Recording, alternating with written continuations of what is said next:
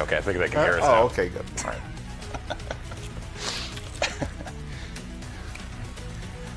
That's a great bit. That was, dude, honestly, some of the best. It worked out really well. Some of the best work I've ever done. Yeah. Really. Yeah. I really liked when we didn't have audio, and then we did. That was a good time. Yeah. That was a good time. I remember it fondly. We should probably get coffee, huh? Yeah. Let me go get coffee. Yeah. I got it. Oh, okay. Yeah. Do you know how I take my coffee, though? In a cup, I hope. Yeah. Yeah. With a little cream, though, please. Little cream? You got it. Please and thank you. You got it, little splat. Don't forget to mute. Callbacks! Oh, dear. Hey, everybody, good morning. Welcome to the Friday morning edition of Coffee with James and Friends. That's awkward. I don't have any friends. Well, that's not true. One of them is getting coffee. I actually don't know where Kathleen is. She, I guess, is running a little late, which is fine. No big deal. Hey, could everybody, I don't know, subscribe to the channel? Make that timer go up. Hey, we're doing a Sub-A-Thon. Not only are we doing a Sub-A-Thon, we're kind of getting down to the end here. Yo, Marwar, thank you so much for the 1,000 biddies. I appreciate that, and I appreciate you. Hearts. Anonymous, thank you for gifting 5 subs to the channel. Hell yeah. Mercerary, welcome back. Red Shoes Jeff, thanks for the 10 gifted subs. Jill Exy, thank you for the 5 gifted subs. Jesus Christ, all I have to do is ask. Shane, thank you for the 5 gifted subs. Frisk, welcome back for 100. No, that's your name. You're back for 4 months. I was going to be like, welcome back for 111 months. 1,200 bits from Electra, thank you so much. 42 milliways, thank you for the 1,000 bits. Wait, Electra, did I say 1,200 bits? I don't even know. Anyways, Jesus, God, thank you all so much for all the bits and the subs right off the start there. So we have a problem, but I have a small solution. Okay. I'm apparently can't figure out the coffee machine. Okay. It's all set up, Yeah. and I hit the button, and it flashed a Yeah, couple of so times. you gotta, did you turn the knob? I did, and there's a little emergency symbol on it, like a red triangle. That just means it needs to be cleaned, which is wrong because I cleaned it before this week. I think it's just on a clock, so it's still not going. I'll go look now. Well, Oh. I mean, if you want a little, I got this one from McDonald's. It has a little cream and a little sugar in it. Oh, well, that's your coffee. Let me go try to figure out the machine first before I take your coffee that you've paid for. Because we also need more coffee. Yeah, well, we do. Yeah, okay, go figure out the machine, and then while we're waiting for that coffee, we'll have a little pre-coffee. Yeah. I like that right. idea. All right. I shall entertain the guests. Oh, don't forget to mute. Hi, how you doing? It's just you and me now, while James goes and figures out the machine. I don't think we've ever been left alone together in my time with Loading Ready Run, and I don't know how it's going to go, so I might as well answer some questions, I suppose. I'm not really sure how. I have such a craving here, just between you and me, to just start moving things around and see how long it takes anybody to notice. but I understand that some folks worked very hard on how this was decorated and set up. But I want to so bad. And I don't, I think the demons are gonna win.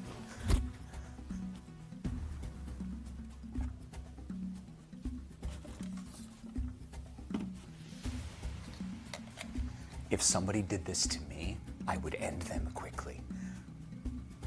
We're all paradoxical creatures.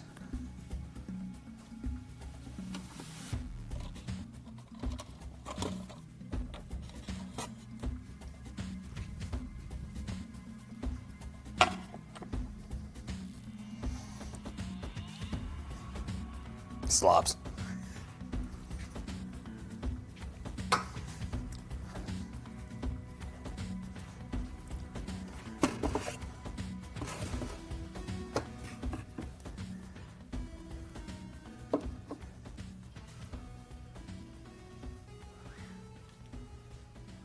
See, you got to even it out so that it's weird that things got moved.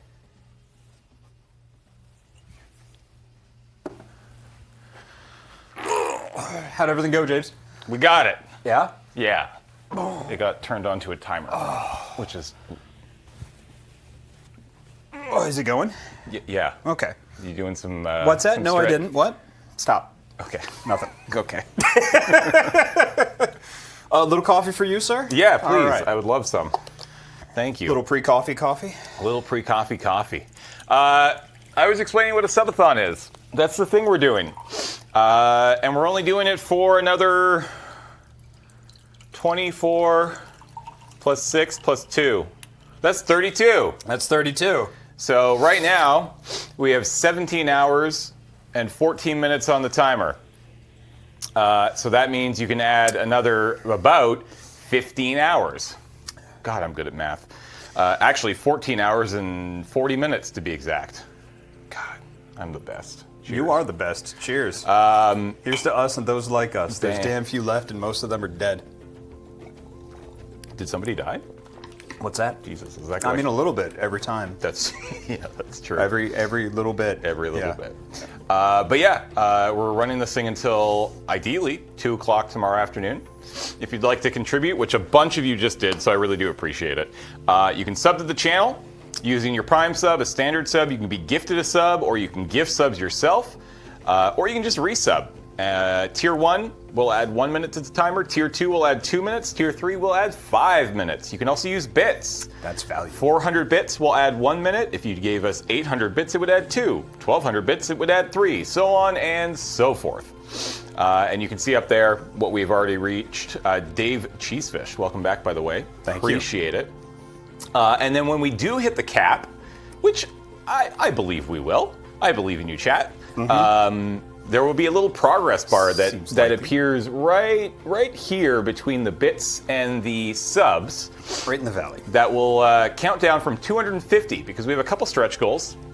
The first 250 points, and I will say that the stretch goals work exactly the same as the sub. So like a tier 1 sub will remove 1 point. 400 bits will remove 1 point. A tier 2 sub will remove 2 points. Very simple, very straightforward. Once we count down once from 250, we're gonna have a pizza party on Saturday. Once we count down from another 250, ice cream is added. And if we get a final 250, so that's an additional 750, call them sub points, we will get to throw water balloons out one of the windows at me on the ground below. I don't know why I agreed to that. I don't know why that was your idea. It might have been. That would not surprise me. Yeah. Yeah.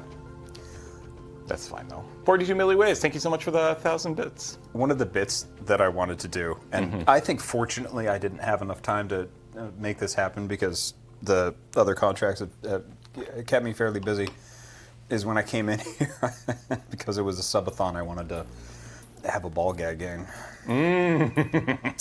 That is very good. Thank you. If you had done that at 6 a.m., I would have been very confused. Yeah. I was like, I don't get it. Oh, I get it now. Ah, yes. Yeah. Yeah. 6 a.m. brain would not have gotten that joke. Yeah, I would have done 3, but I was only on 2 of these, and you can't just do 2 bits because then No, that's it fair. just leaves the So you can do 1, and that's okay. Yeah. And, yeah. Mhm. Yeah, that's fair. The sub read, by the way, we will be doing a big one at the end. So probably the last hour, 45 minutes, depends on how long I think Paul's tinkering with our sub scroll technology for specifically the Sub-A-Thon to make it work a little bit better for this particular show. But we will be doing a big sub read. We did one last year when we did this for the 20th anniversary. I think it took like an hour. Kind of don't think it's going to be much different this year. So there you go. That's what we got planned. But yeah, hey, it's coffee with James and friends. And Hello. This morning it was meant to be Jacob and Kathleen. Haven't heard from Kathleen. Just might be sleeping in, which is fine. It's early as hell. Yes, it is. This is not a time that most anybody. I don't think. What time do you get up normally? Actually, there we go. Perfect first topic. What time do you get up in the morning normally? 5:30. Oh, okay. So you are an early. Okay. Yeah, I usually go to sleep, especially in the summer. I go to sleep when the sun goes down, like an hour before the sun goes down. That's when all screens go off. That's impressive. Forever. All screens go off an hour before. I've got brain damage. I have to do this. I mean, most of us probably should do this. Yeah, and then I usually I wake up when the sun comes up. Yeah. Okay. I try to keep it as natural as I possibly can. Working, being a freelancer and a contractor is good for this kind of lifestyle. Yeah. That's not a whole lot of sleep though during the summer months, right? No, it's 8 hours. Yeah. Okay. I guess if you're going to bed around like 9:30 kind of thing. It's about 9:30 to yeah. That's fair. Yeah, it wouldn't work if I were any farther north. Yeah. Yep. Yes. Josh something says weight, literal brain damage. Yes, I had long COVID. It affected some of the language centers of my brain, and yeah, it's been a long recovery. I haven't talked about it a lot, but I've been. Yep. It was bad for a long time. You actually it made the aphasia worse. Like it really knocked me for a loop. Yeah, but yeah, it's been. I wasn't able to work out for a long time because I would ooh boy, yes, yep. But I'm good. I'm recovering and stuff.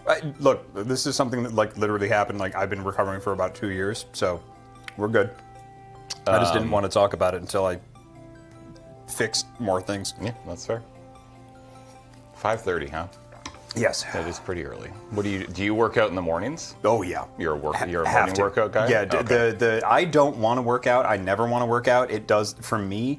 It does not get easier. Okay. Once I start, it's fine. But the ADHD really is just there's no dopamine here. Screw this. So I have to get up, and if I do not immediately essentially get out of bed and go work out right the fuck away, it will not happen. Wow. Yeah.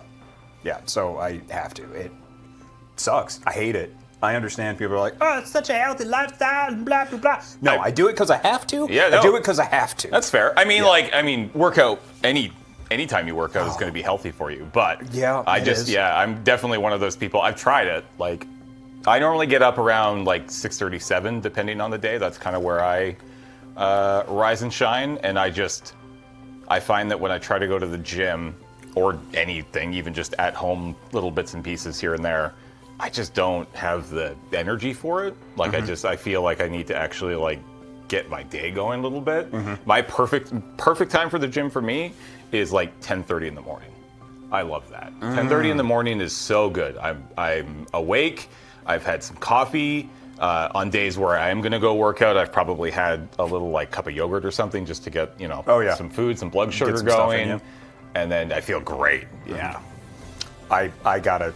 Yep. It's roll out of bed, do the workout before anything recognizes what the hell is going on. And if I don't, I mean, Ashley gets up most weekday mornings. She gets up at 5 and goes into my office and does yoga for an hour. And I'm like, that's awesome. Ridiculous.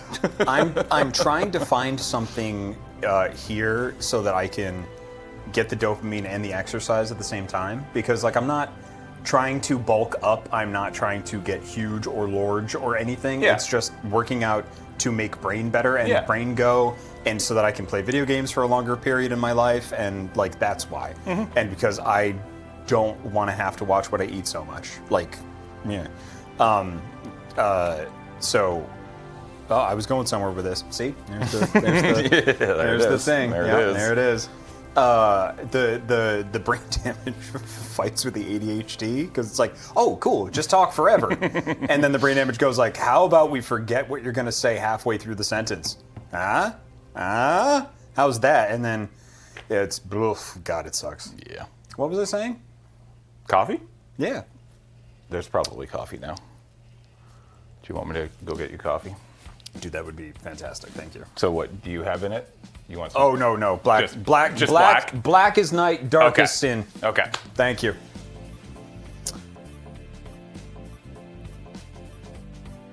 I like my coffee like I like my partners, hot, and with a spoon in them. That's not my joke. That's Eddie Izzard, I believe. Well, all right then. Do.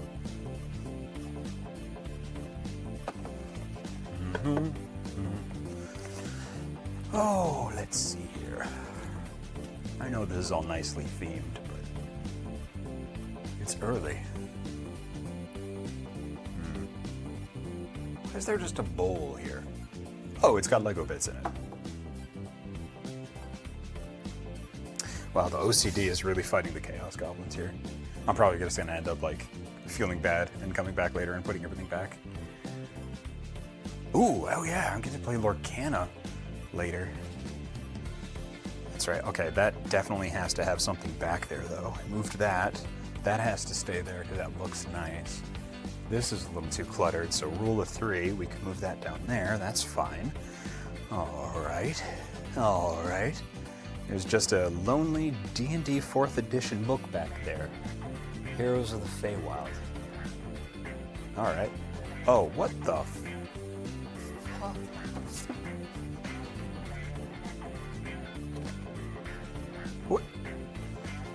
What? How could this have been here and me not just smell it? Like, I definitely found the Optimus Prime. Why do they have this? Why do we have this? The shattered glass stuff is some of the coolest things that one of the Transformers toy lines has done. I think it showed up in a couple of the, not IGN comics. It's an acronym. IDW, Otis Tab, thank you. Obos Tab, appreciate that. Yep, they did some of the magic cards, the Shattered Glass magic cards as well. I've got some, which somebody very kindly gave to me. Oh man. Oh. Somebody told me that a Final Fantasy magic set's coming out next year. Or we talked about that on Wednesday, right? Yeah, I think so. Very briefly, but yeah. Yeah. Oh. And like a full, like we're talking like full set, like. I'm sorry, Hundreds it's not of, just like, 4 commander decks? It's like a full No. draftable set. No. Yeah, and I assume there'll be commander sets as well. I actually don't know. It's going to be big. No. Yeah, it's like Lord of the Rings in terms of scale. So. Oh. And then my understanding is it's pulling from all of the like, whatever the word is for a lot, like the main games, like 1 through 15, 16, whatever they're up to these days. Okay. So like I don't think it's pulling from any of the sort of like many other tactics and Chocobo's Dungeon. Sure, yeah. Yeah. It's pulling from all the numbered games. What? Whoop. Why do we have this? I don't know. Okay. That would be an excellent game, by the way, in this office. yeah, just go around. Just be like, why do we have this? Like, honestly, I think, actually, I would love to play that game with probably you, because I think that, like, you would probably be able to pull stuff that you honestly have no idea why we have it. Because, like, most of this crap we've had for 20 years. Yep. And then Graham on the other side, who will probably be the most likely to be able to correctly answer why we actually have it. That would actually be a very fun game. I would enjoy that. I Yeah. want to play that game now. Yep, that's why do we have this 2 truths and a lie? And then it would be me, because you'd come up to Graham and be like, Graham, why do we have this? Because you'd be like inquisitive. You'd be like, I want to hear the story Of behind course. it. And then he'd tell you the story, and then I'd be like, no, Graham, why do we still have this? You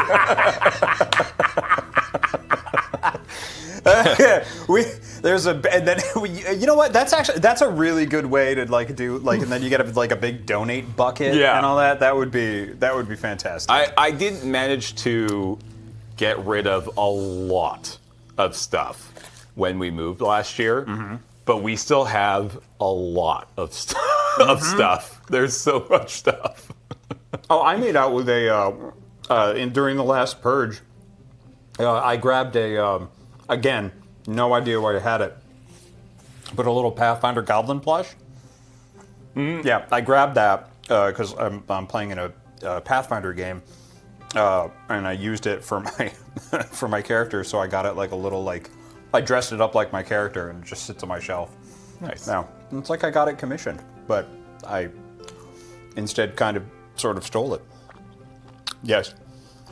Sarah Serendi says, you tried to give me tiny stuffed bears last time I visited. Oh, yeah. Those were because those stupid bears, somebody used them as essentially packing material for a mail time. Oh, that was from Australia, right? Yeah, I think Yeah. so. This giant box of creepy kind of shit bears showed up. That was very good. Honestly, this shelf alone would pretty much be good enough for that game. Like, there's a lot of stuff on here. Yeah, they're like a lot. Like, and you can also kind of tell like what video. Like when I look at like this, I can kind of tell what era of packs it came from. Yep. Yeah. Yeah.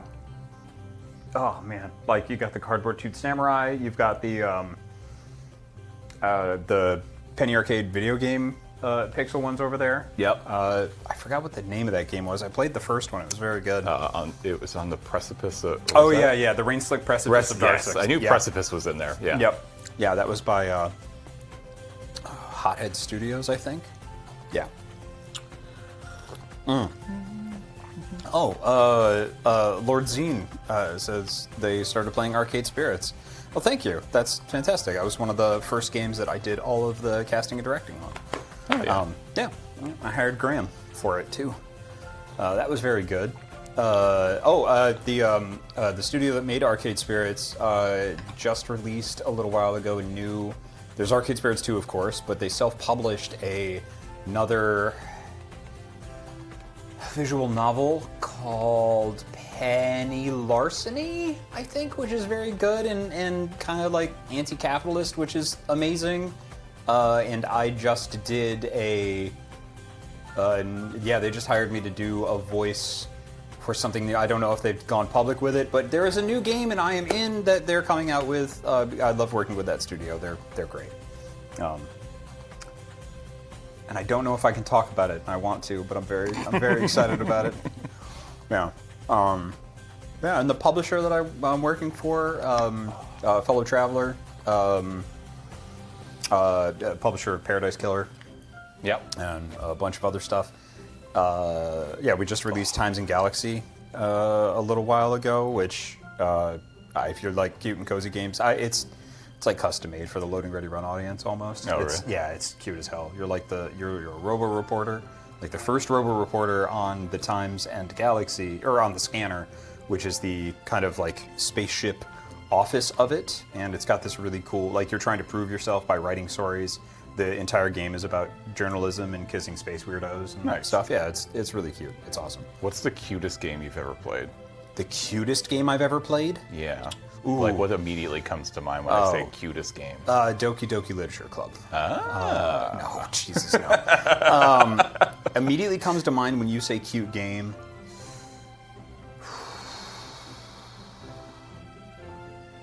The first thing that I thought of was Chocobo's Dungeon. Oh, okay. I think, like the first Chocobo's Dungeon. The game that kind of like touched my heart, that I was like, oh, this is not cute, but like adorable, like fucking like everything about this game is adorable and good. Was Spiritfarer. Ooh, I really want to play that game actually. Oh, I've watched a bunch of it. It looks really cool. It is fantastic. It's very, very good. It's incredible. It's not a game to be like. It's a game that you just sit down and you play, and then when you feel like you want to stop playing, you stop playing and go read a book or have a tea or something like that. It's not one of those games where you're like, oh, I'm gonna sit here for 5 hours. And, yeah, it's oh my god, it's very, very good.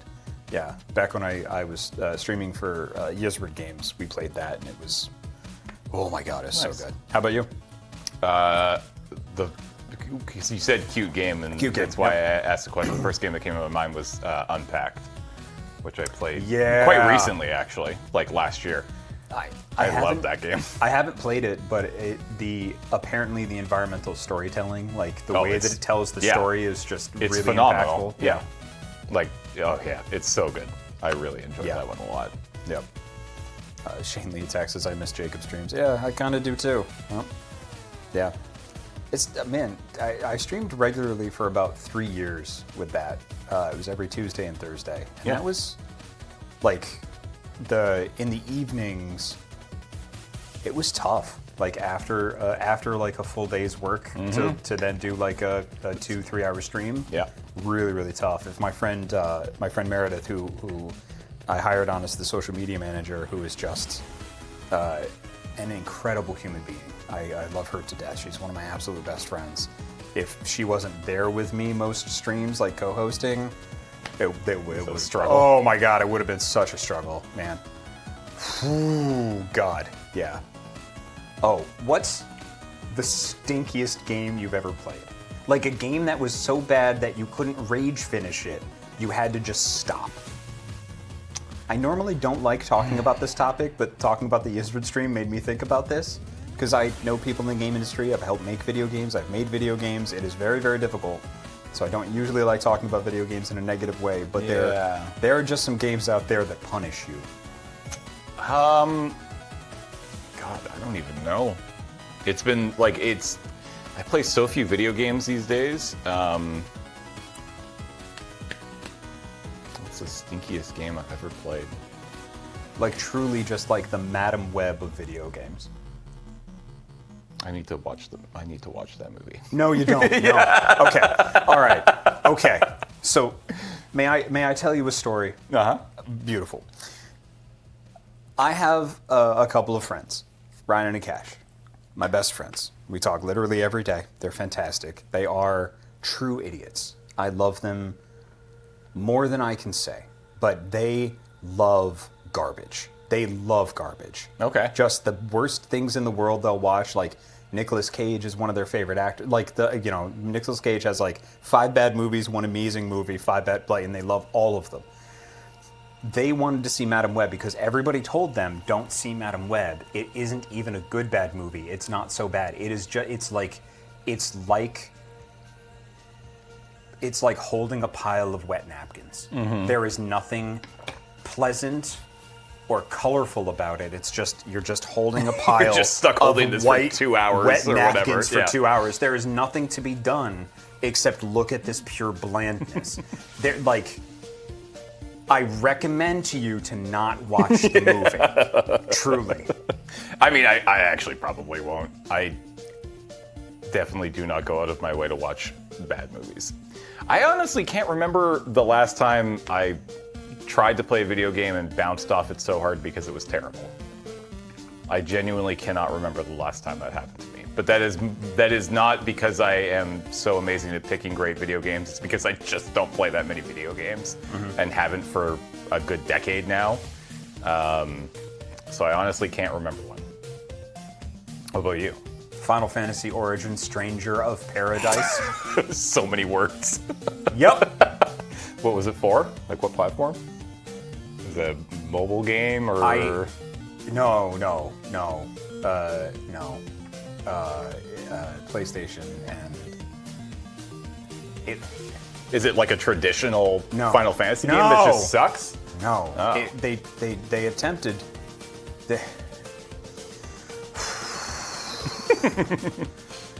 They attempted to make a Final Fantasy game that took place before Final Fantasy, the first one.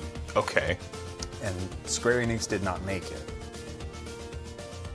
They tried to make it like a Dark Souls. Oh. It sounds interesting, doesn't it? I mean, kind of. Well, I mean, I guess for Final Fantasy, sure. When did this come out? Is this like 3-4 years ago. Okay. I somehow got DLC. I tried to play it. If you go on the internet, you can find it. It was offensive. As somebody who loves Final Fantasy, it's not that it's not like, oh, it didn't treat the lore well or anything. It was not for Jacobs. If that's your jam, like if you want to play it, I'm more power to you. That's absolutely fantastic. I love you. Go with God. Go with the gods. Go with any god. You'll need them, in my opinion. Any god above, below, sideways, left, right, fucking do it. Because I was doing it for work, I went through it. And again, if Meredith weren't there, and I had my friend Ryan guest a little bit because he's one of the funniest people in the world, I went through that game like a soldier going through war. Like, I'm usually pretty good at keeping things going and keeping the energy up and keeping people engaged. I was a 3-year-old forced to eat vegetables off of a conveyor belt. It was one of the worst video game experiences I personally have ever had. Wow. It is for someone. That someone is not Jacob. All right. Absolutely not. I was overjoyed. Because at one point I was like, if I can guess the entire plot of this game, we're done. We've stopped. And like we literally midstream, I was like, okay, fine. We're gonna do this. And I literally just went, boom, boom, here's the entire story. Meredith, can you check that? If I am wrong, we will find out what the rest of the story is. She looked it up on the internet, she said, you are 100% right. We stopped, we went to start playing another game. Hell yeah. Like, oh my God. Ooh, oh, it was bad. Oh, it was bad. Oh, I dream about it sometimes, and they're never good. This is when we find out that actually that Magic set we talked about next year, it's entirely It's based on that game. They're like, we fooled you. If there is any card from that set that references that game, I'm going to purchase as many as possible. For 2 reasons. 1, so that nobody else needs to subject themselves to it. Yeah. And 2, fire. Just, ooh, so bad. When we were talking about cute games, somebody mentioned Firewatch. Oh my God. Which I love Firewatch. In that genre of sort of like narrative walking around. Yes. And, very little like interactive gameplay. It's just, you walk places, you trigger events, you do things. I love those games. What is your favorite of those? Firewatch? Firewatch is your favorite. Okay. I have 3. I have 3 in that genre. And this is me being incredibly freaking biased because I'm in 2 of them. Okay. As a voice actor. So Firewatch is my number 1. Like, absolutely top. Yeah, I think Firewatch is this gold standard, yes. honestly. It's, But Glitch Hikers 1 and 2, even though I'm in them, I genuinely think are good games. Where I'm at in my career, I am very privileged because I've been a voice actor for a while. I primarily just do video games and then like some other work on the side to make more money that I don't talk about because it's not sexy and fun. Yeah. But I do get to, like, I have clients that I work with over and over. These games are genuinely very well written and very, very good. Cool. And I think criminally underrated, but and they're just chill. Glitch Hikers captures the feeling of driving alone at night. Like, it is that feeling condensed into a video game. Sick. Yeah, it's awesome. But Firewatch is, when I finished that and put it down, I was just flabbergasted. Flabbergasted. What other games in that genre do you like, though? Edith Finch is my favorite. What Remains of Edith Finch is is far and away. I love Firewatch. I'd put Firewatch at number 2. I think Firewatch is like, technically speaking, probably just the like more impressive like video game.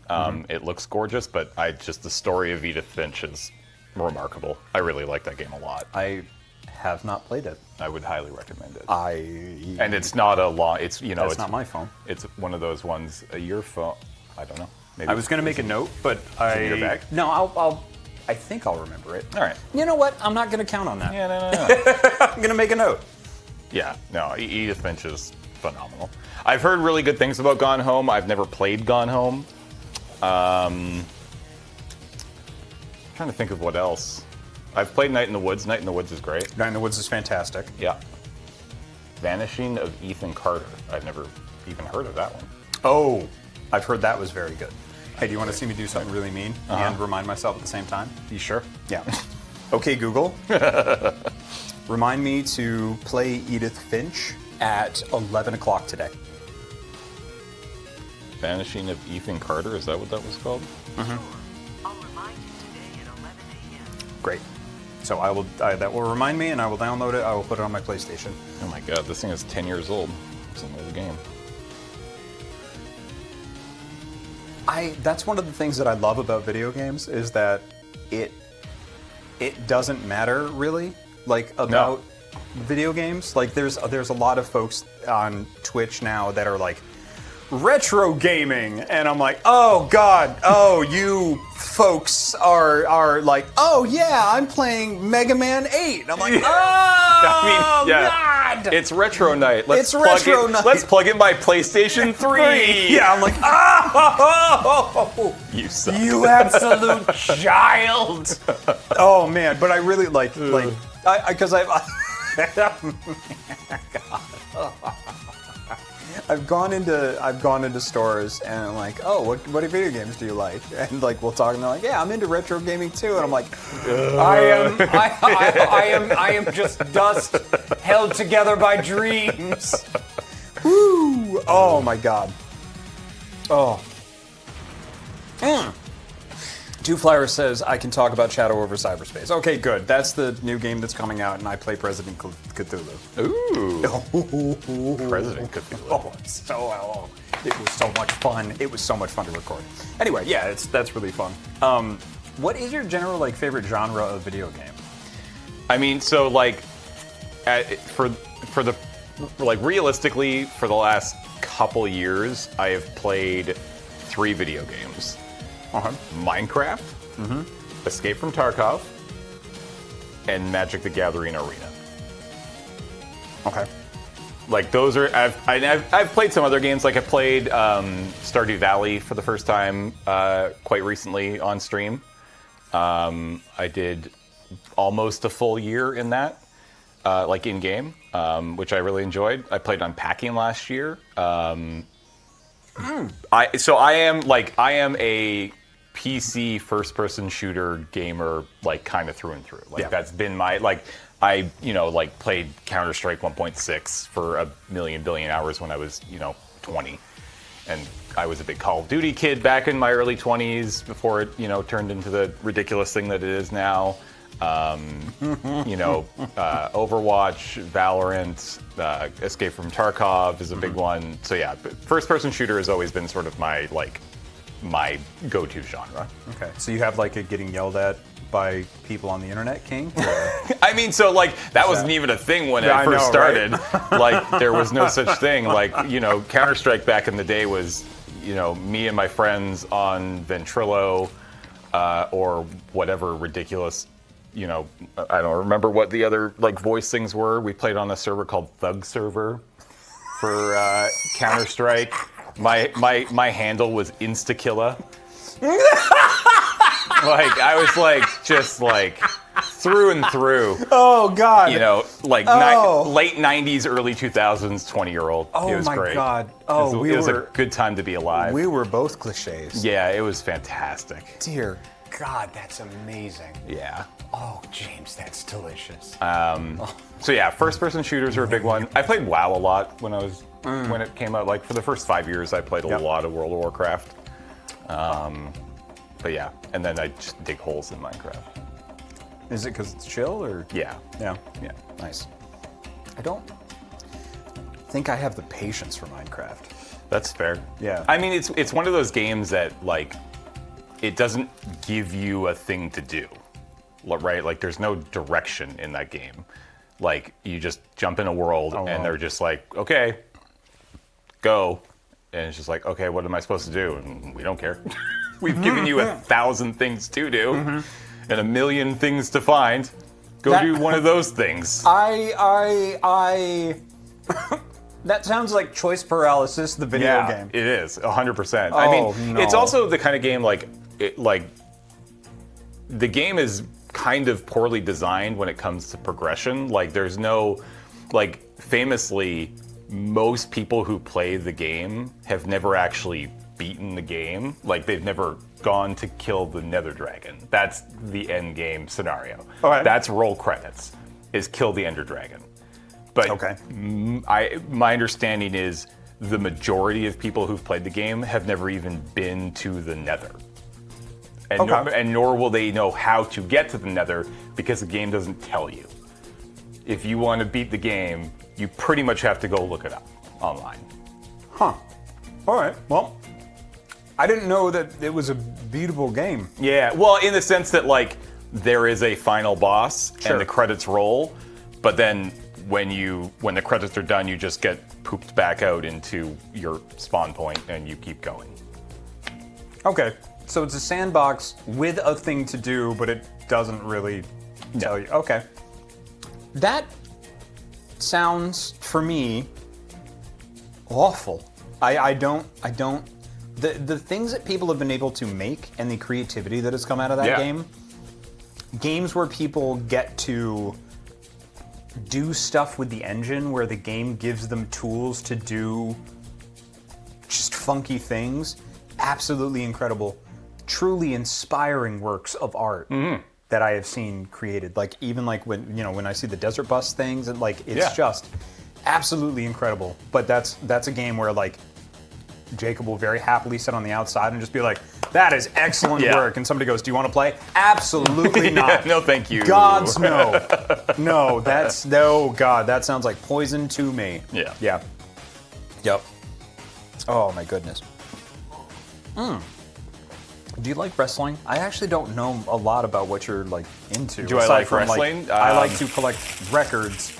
Is really, like, the primary That's piece of the James thing. lore that I have. That's fair. I mean, in the 90s, yeah. Okay. Generation X, the Attitude Era, sure, but not since then. No. Okay. I haven't really paid attention to wrestling in a very long time. My understanding is right now it's actually pretty good. It's pretty cool. Yes. Yeah. I've heard really good things. Yeah. Now that Vince is gone and... I don't watch WWE so much because they do too much stuff with powers that I don't want to endorse. That's fair. But AEW and like I just went to one of my first local shows. Ooh, like in Victoria? In Victoria. Yep. Oh, yeah. Yeah, 365 Wrestling. That was a hell of a lot of fun. Like, indie shows are, they're so great. God, they're so good. They're just bananas. But, like, what else do you enjoy doing? Like, I watch so Ashley and I watch a lot of sports. Okay. We're a big sports household. Okay. So we watch, she is a massive American football fan, which you probably wouldn't guess. Most people wouldn't. It's just like, really? Interesting. No, I can see her screaming at a television. She's very good at that. I can picture her. Hold on. Here's what I imagine is her, like, going like this when there is a play, and then just, if it's good, just being like, like that, or if it's bad, just being like, no. That's what I picture. Yeah. Okay. So, like, we watch a lot of football. We watch a lot of hockey. We watch a lot of golf. She's less on the golf side. That's more me. I can picture her reacting the same to golf. So that'd be awesome. I wish. That's it. So that's the one sport that I actually do. Like, I play golf. I didn't know that. So that's awesome. Not tremendously often. Golf is expensive. I have basically nobody in town to play with other than my dad. Okay. And he's old and doesn't, and has his own like group of friends he golfs with. So whenever they're down one, I get the invite. But then I have to hang out with a bunch of freaking 7-year-old men for 4 hours. And like it's hit and miss which ones are going to be there. My dad's great. I love my dad. He's very chill. But he has some friends who are just quintessential 70-year-old white guys. And it's just like, oh, this is exhausting. Yeah. Just like, you're saying a bunch of stuff in a real subtle way that I really hate. Yeah. Everything coming out of your mouth is garbage. Yeah. Oh, God. Yeah. You just said the internet's. Yeah. God. Yeah, and yeah, whenever there's somebody new trying to explain what I do for a living is just a nightmare. Just say you're an entertainer. I mean, that's like basically what I do you? say. Yeah, is that what you say? So I either say, if I feel like the person has a basic understanding of the creator world. Yes. Which way more people these days do. Yes. Which is nice. It's become easier and easier to explain what we do for a living. Yep. But if they don't, or I just don't feel like it, then I just tell them that I am the production manager at a small entertainment studio. Cool. That's good. Because that is actually that's my job. That's factual. And yes. then I don't get into the side of, sometimes I'm in front of the camera. Yeah. I just avoid that conversation. Yeah, that's probably for the best. Yeah, sometimes when people ask, like when somebody a little bit older is like, so what do you do for work? My answer sometimes is just like, we don't have to do this. Yeah. We don't need to do this. Why don't you just tell me about your grandkids and I'll sit here politely for a while. Like, It's fine. Yeah. And it's way easier just to explain the behind the camera aspect. Yep. They understand that more than in front, especially me, because like I am a quiet person outside. Like when I'm not in front of that, I don't talk a lot. I hadn't noticed. Yeah, you had noticed? Yeah, no, God, yeah. no, jeez. So, dude, for like 2 years, we literally all we said to each other was just like, "Hey, hey," and then we both went like, "Good conversation," and then walked away. That was like 2 years. I enjoy this friendship. Yeah. That was. Hey, those kind of friendships are nice to have too sometimes. Oh, 100%. Right? Yeah, I do feel like we could sit in a room with each other and just not say anything and just do our own thing, and it would be a great time. Yeah. Truly. Absolutely. I could never talk to him for another 5-10 years. Yep. There you go. Yeah. No, you're one of the people that if you called me up, I would help you move that I know the least about. No, that's nice. I appreciate that. Yeah. Yeah. I mean, that's not just because I'm a nice guy. I'm not a nice guy. I'm kind. I'm typically not nice, but yeah. If you called me up and asked me to move, I'd just lend you the money to hire movers. I shouldn't have said that. Might be on the hook for a lot of money now. I really don't like moving. That's fair. That's fair. Be like, I don't know if $2,000 like not moving though. Do you know how much I would respect you if I called you up and I was like, hey, I've got to move this weekend. Would you help me? If you were like, no, but I will loan you money to do it. My respect for you would rocket through the fucking roof. Oh, I would 100% loan you money to move. Oh, no, but if you said no, I won't help you move. If you actually had a boundary like that, my respect, it's already pretty fucking high, but I'd be like, fuck man, hell yeah. That's a man. Like, yeah. Not to put anything on like masculinity or anything. I'm just doing a bit, but yeah. Oh God. Fucking the amount of interpretive communication that happens out here makes me insane. Oh, when you say out here?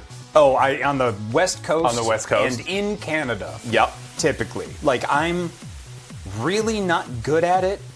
Really not good at it because there's these interpretive layers.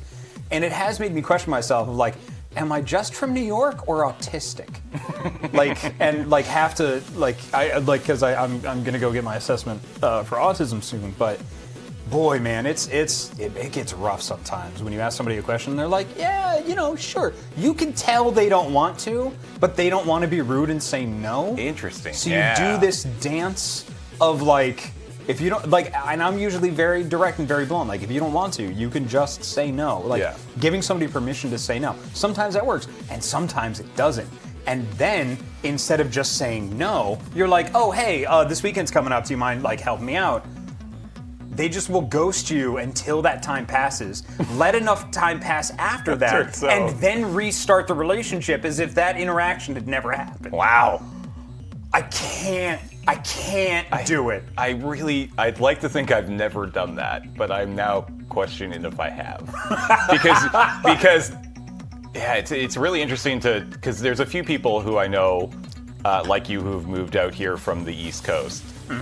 And the amount of times that they've talked about the just stark differences between the kinds of relationships and conversations you have on the East Coast versus the West Coast, versus the West Coast of Vancouver, or West Coast of Canada, versus even further Vancouver Islands. Yeah. Because like I know that the island has, a stigma, and it has its like island time and vibes, and it's entirely earned. And like and it's a thing that I don't see. Yeah, because I grew up here. I was born here. I've never left here. Yep. And so it's always fascinating to talk to people who have moved here because they have this perspective that I just don't have. It's wild. It has been it's been tough sometimes, like really, really tough sometimes, especially when I'm trying to like just do business stuff. Right. And those communication styles like come into play, and I'm just like, oh my God. And then I have to drag out the LA toolbox and be like, oh my God, this deal is going to take 3 weeks when it should take 3 minutes. And then having to do like the whole dance of everything and mask up and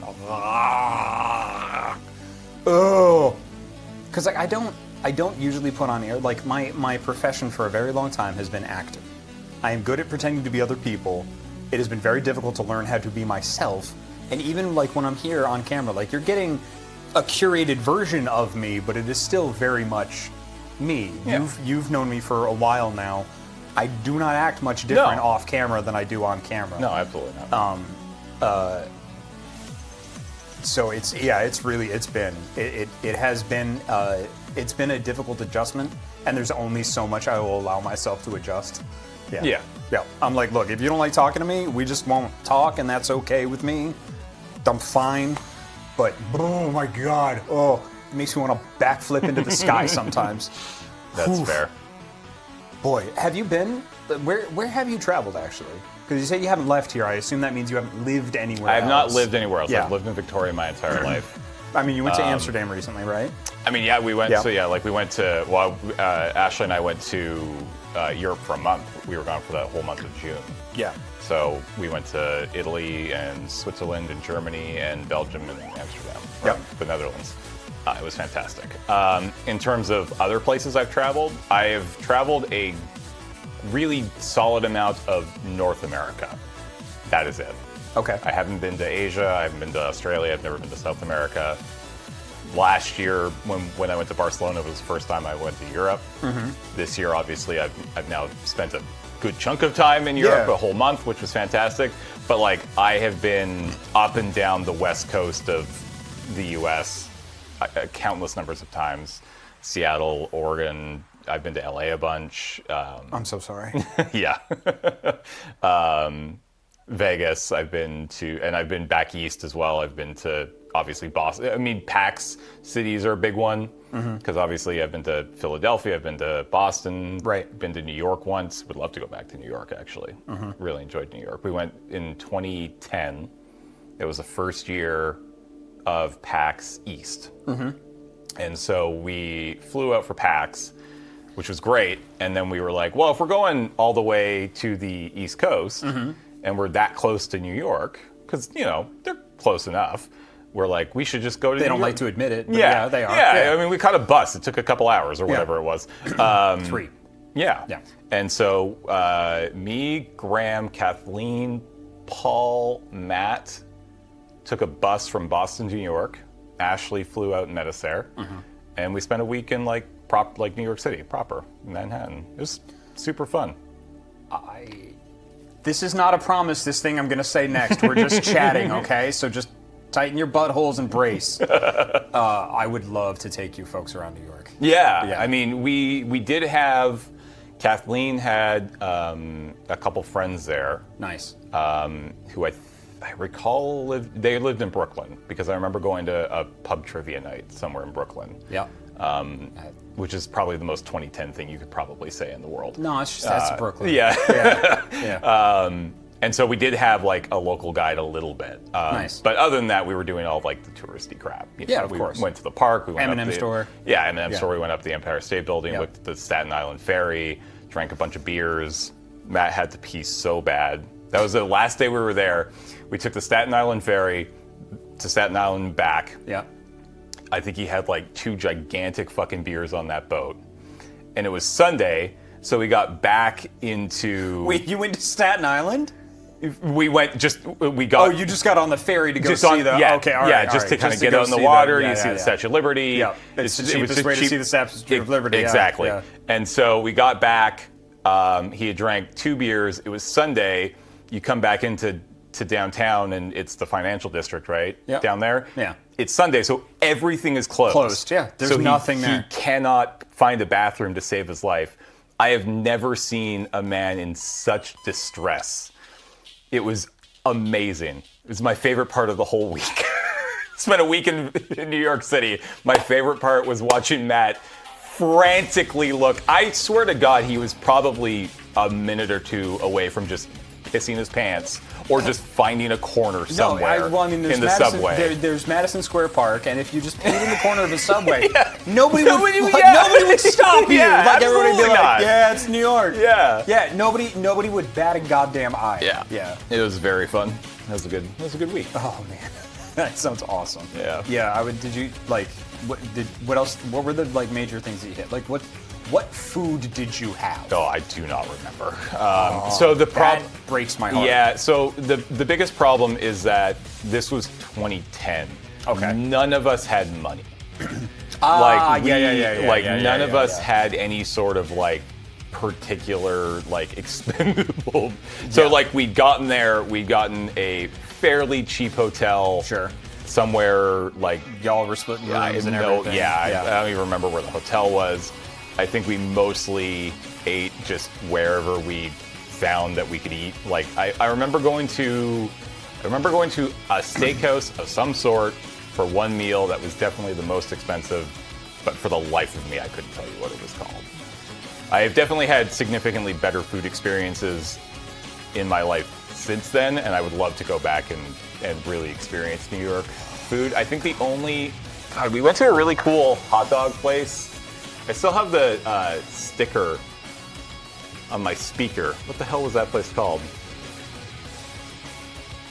I can't remember now. Did you say a hot dog place? Yeah. Oh, Grace Papaya? Maybe? That does sound familiar. So Grace Papaya has one of my, and this is where like, this is one of like my New Yorker shames, because you know a lot of New Yorkers are like, yeah, that's the piece of place that everybody, like all the tourists go to. But let me tell you about the best place. Yeah. That's Sal's. That man never washes his hands, and I think it's fantastic. And that's where the flavor comes from. Like I love Grace Papaya. Great. Now. There's some sneaky deaky. You got to go to the actual Grace Papaya, because there's Grace with an apostrophe papaya, and then there's Grace without an apostrophe papaya. Hell yeah. It's with an apostrophe that you have to go to. They've got what's called the recession special. Okay. And it's always been really cheap. It's Yeah. and you don't go in. You don't order the recession special. There's a sign that tells you it's a recession special. That's not how you order it. You go in. You say 2 and a papaya.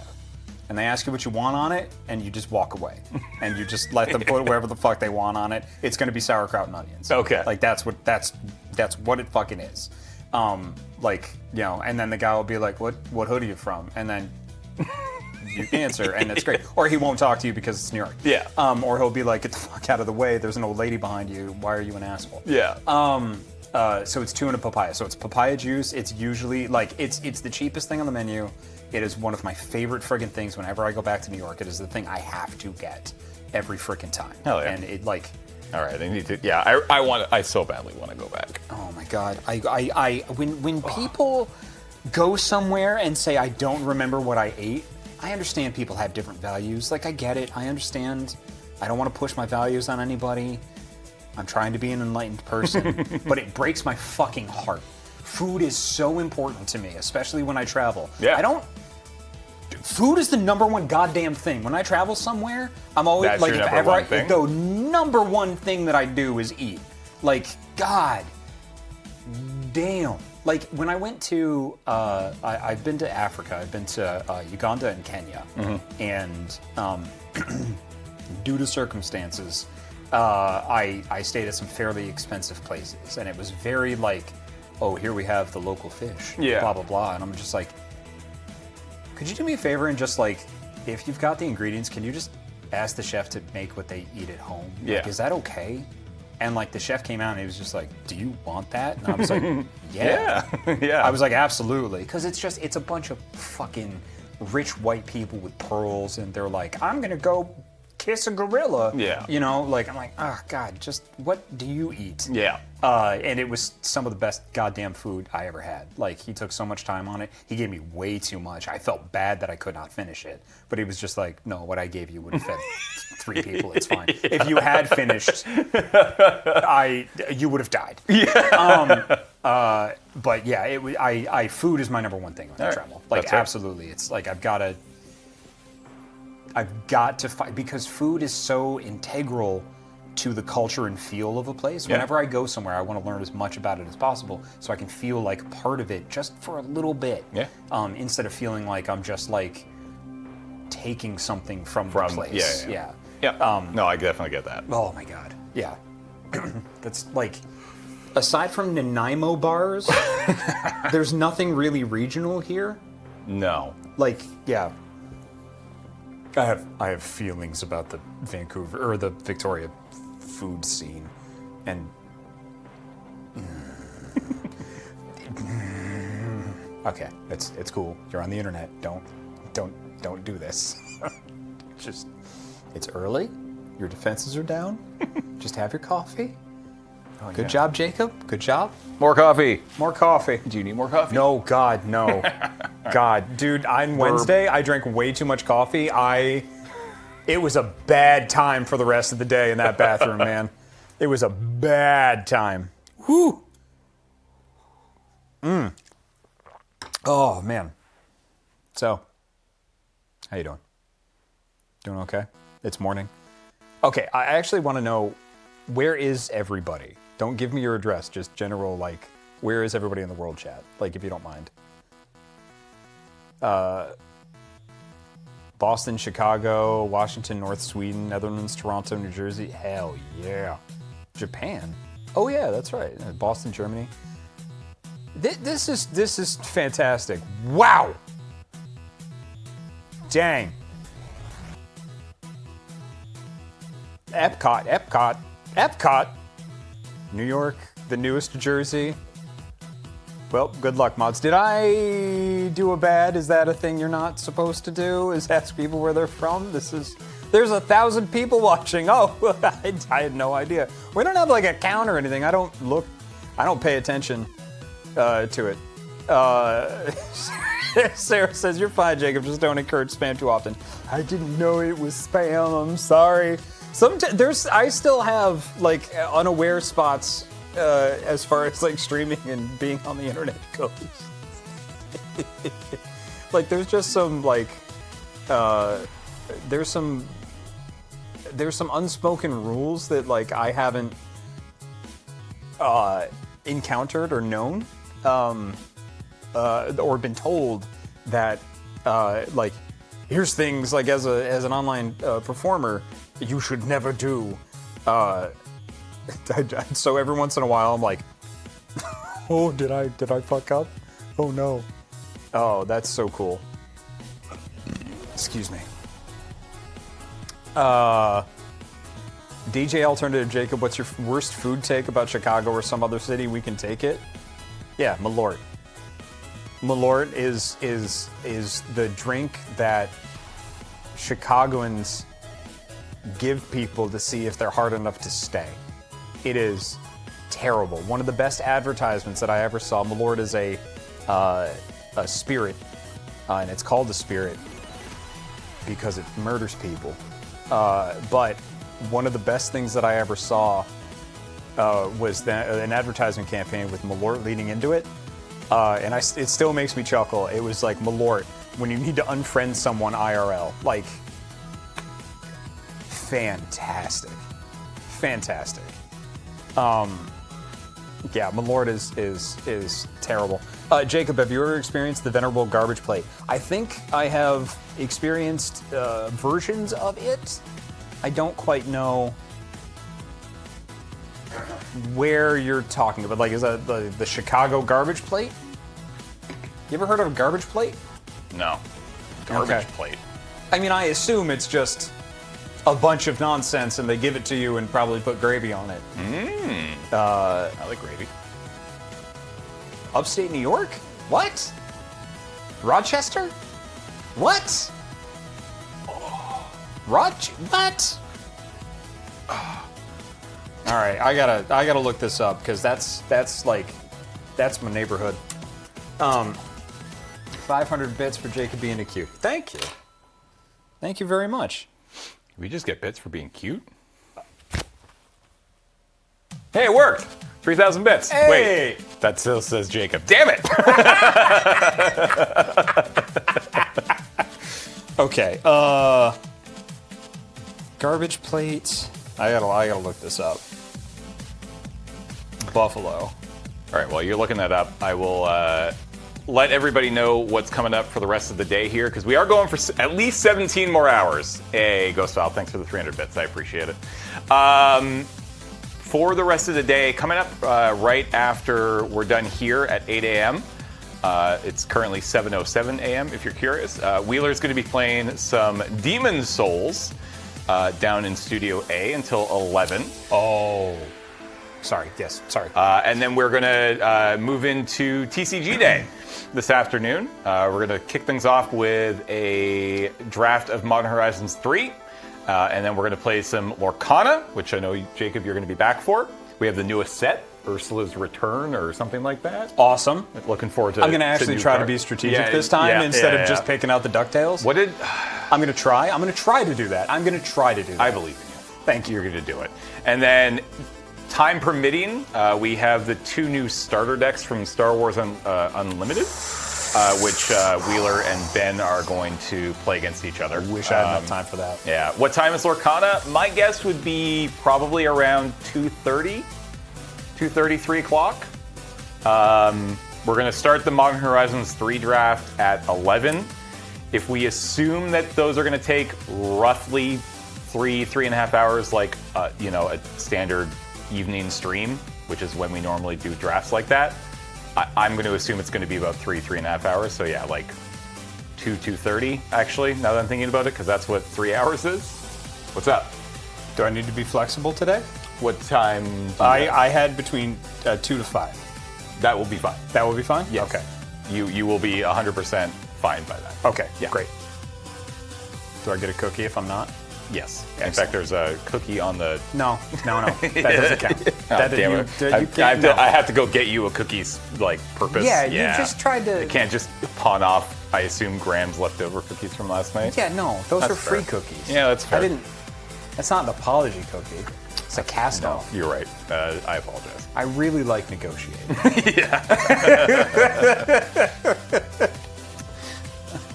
Oh, man. What sets are we drafting? Yeah, so we're drafting the newest set. I went out and got a box of, I think it's called Ursula's Return? Yeah, I think so. Or something, and I can't remember what. It introduces characters from one of the, a Disney IP. I can't remember which one. I'm sure somebody in chat will know what it introduces. And then there's obviously the traditional Disney stuff in there as well, but. Is it? Encanto. Thank you. Encanto. No! Yeah. Well, there goes Jacob. Okay. All right. truly, just through osmosis and everything, having gotten more, because I was into collectible card games when I was younger, and having gotten back into it now, kind of through my association with Loading Ready Run and everything. It seeped in. I truly love doing the card streams, but my approach to card games seems to be different than other folks here, and I always worry. This is just an insecurity of mine. I don't need reassurance or anything. I'm just sharing and talking. Is that I spend so much time I worry that I spend too much time being like, look at the art on this card. Isn't that neat? Look at that. Bah, bah, bah, bah, bah, bah, bah. And everybody's like, yeah, that card's, will be really good in a deck. Or why do you want that? It's not going to be optimal. And I'm like, but it's Gizmo Duck.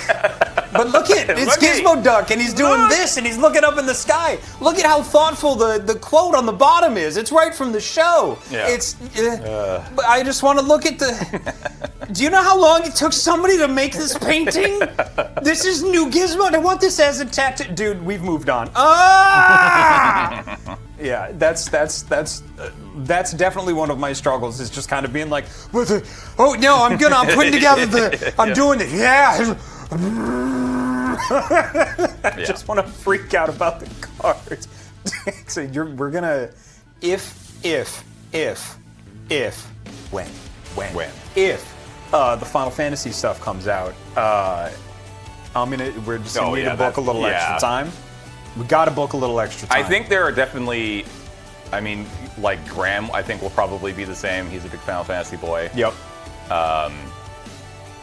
Yeah, I think Final Fantasy will be a really interesting one. Honestly, we should probably just, you and Graham can just do a Crack-a-Box video where you just open a whole box of Final Fantasy and just lose your shit. It's like a 6-hour-long video. I just swallowed spit. You get through half the box in 6 hours.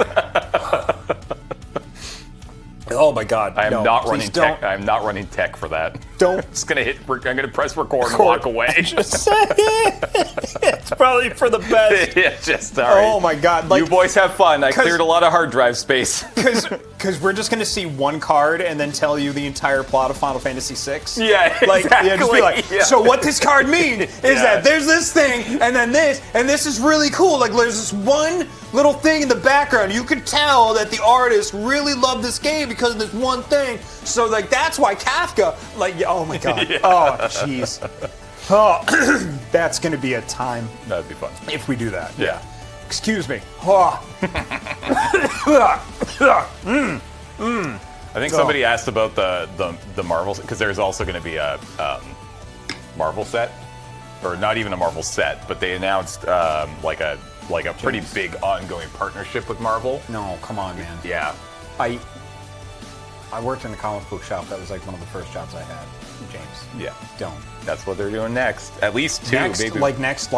Soon? Now? After Final Fantasy, I think. We're talking. So I've got next year. I think. Are they doing a Marvel? Have they said if they're doing a Marvel set in 2025, or is it just Final Fantasy? They haven't talked about their 2025 release schedule yet. So I'm not entirely sure what is actually been announced. There is a Marvel set next year. I don't think we know at all what set it is. It might be who knows? Who knows? Oh my gosh. Okay. I know that there's a Final Fantasy tabletop card game. It was too complicated for me to get into. I've heard that it's a lot. Yeah. I have actually seen those. I've held the cards before, and my God, Magic cards feel like shit compared to Final Fantasy cards. They are luxury. And I get that they don't print anywhere near as many, so they, it's easier for them to do that. But God, they feel good. Oh my God. They're pretty luxe. I understand the kids say. That's what the kids say. Say that all the time. I need to get some water. Good Lord. My enthusiasm almost killed me. It wouldn't be the first time. Have you ever broken any bones? Nope. I've never broken a single bone. I fucked up my ankle real good when I was 13 playing hockey, which basically ended my organized sports career as a kid. My blade got stuck between the ice and the board and just went like this, and it didn't break any bone, but it like just completely It's a destroyed. hell of a sprain. Yeah, and so that fucked me up really good for a while. But I've never broken a bone in my entire life. Incredible. Yeah, and I played a lot of organized sports. I played baseball and hockey and soccer and golf, although very unlikely to break a bone playing golf. But yeah, never once. I'm James. I've never broken a bone. I had a fine childhood. How many bones have you broken? Hold on. I'm curious. I'm gonna look up. All right, let's look up what the average is, and Average, then yeah. I'll tell you If how you're many. above or below it. I'll tell you how many bones I've broken being stupid. Broken. North America.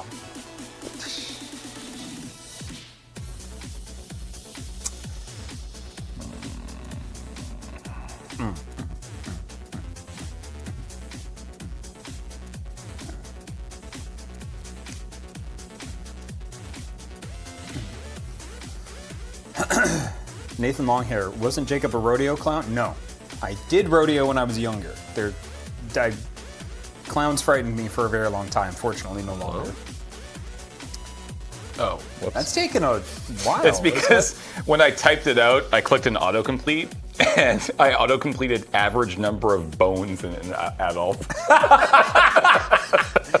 What's the average number of bones? Like, I know we've all got a few different, like, we got extra bones, like everybody does. No, nobody does. Nah, I think we do. I think everybody does. Okay, so I'm just going off the immediate first thing I find. Sure.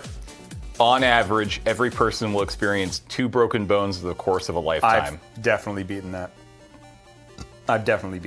So, 2 Broxer's fractures, a toe, and I think my arm twice. Okay. Yeah. Oh, and my nose, definitely. Okay. Yep. Yeah, so 1, 2, 3, 4, 5, 6. What was the worst?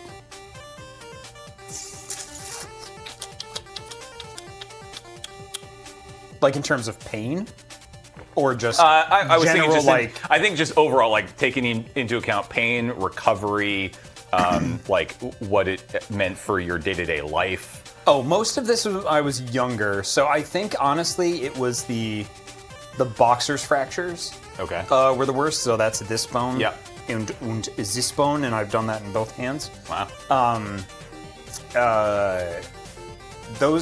Those stunk because you're essentially like, you've got to cast from here to here, and you're just like this for months and months and months, and that was like, they both happened in university. Yeah. And I was in shows at the time, and yeah, those are the biggest inconvenience in recovery because I'm expressive with my hands and would constantly knock it into stuff, and this one was messed up for a little while. Like, see how it kind of like dunk, Oh yeah. dunk, Yeah. dunk, dunk.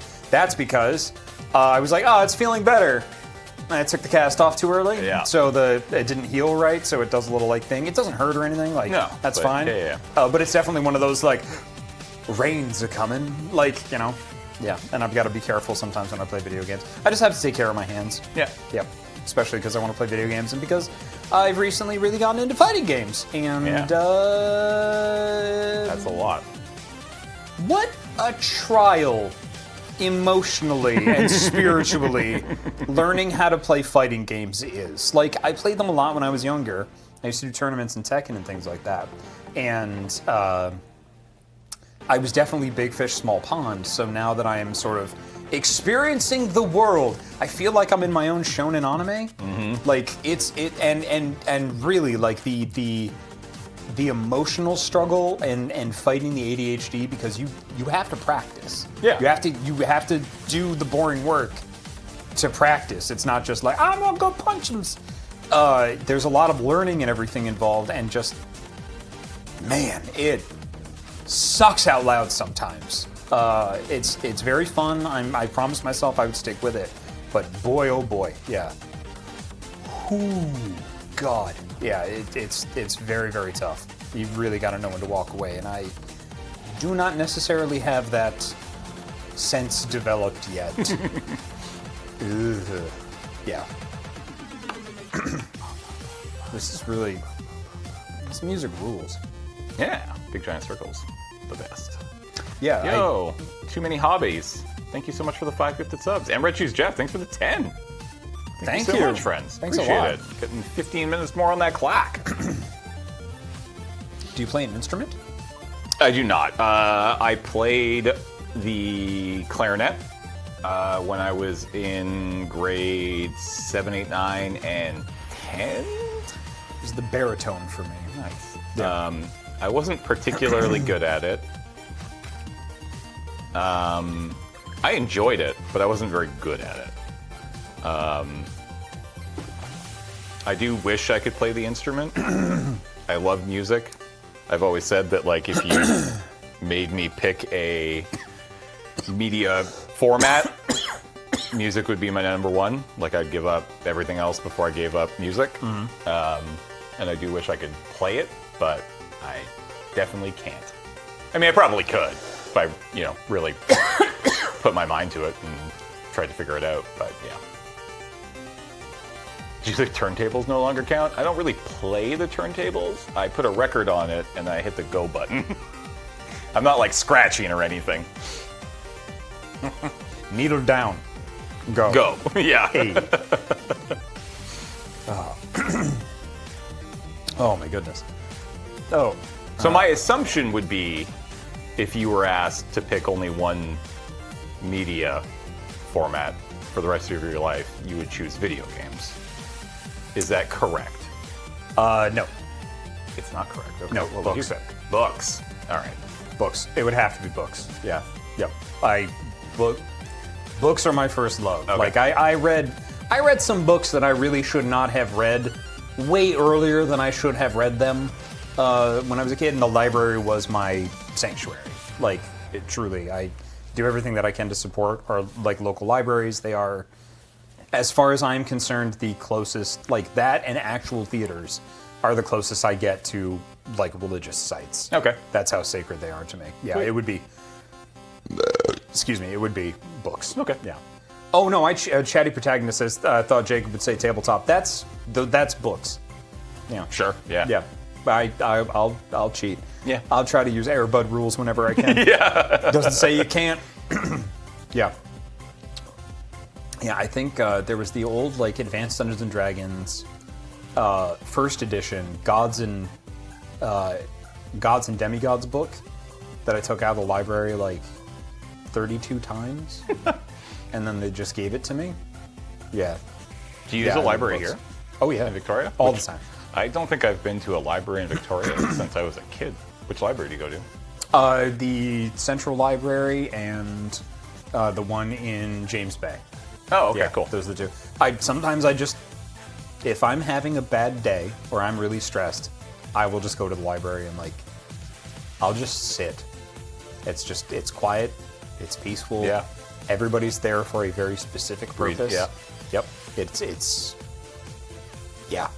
Yep. Earth and One just asked, do we have a good library? No. Yeah, I don't think so. Not like a really good library. They're just public. They're very functional public libraries. Yeah, they are better now after lockdown because so many people donated books. Yeah. During lockdown, and they actually are starting to curate their graphic novels and things like that Nice. too. Yeah, they sort them weird here. Okay. They've got a teen graphic novel section, which is your general superheroes and things like that, and then the adult graphic novels, but how they make the distinctions between the two is just very strange. Because sometimes you'll find a random Superman volume 3 of Action Comics over in the adult section. I'm why did this? How did? But the rest of them are over. Yeah. Mm-hmm. Yes. We went to a library in Amsterdam.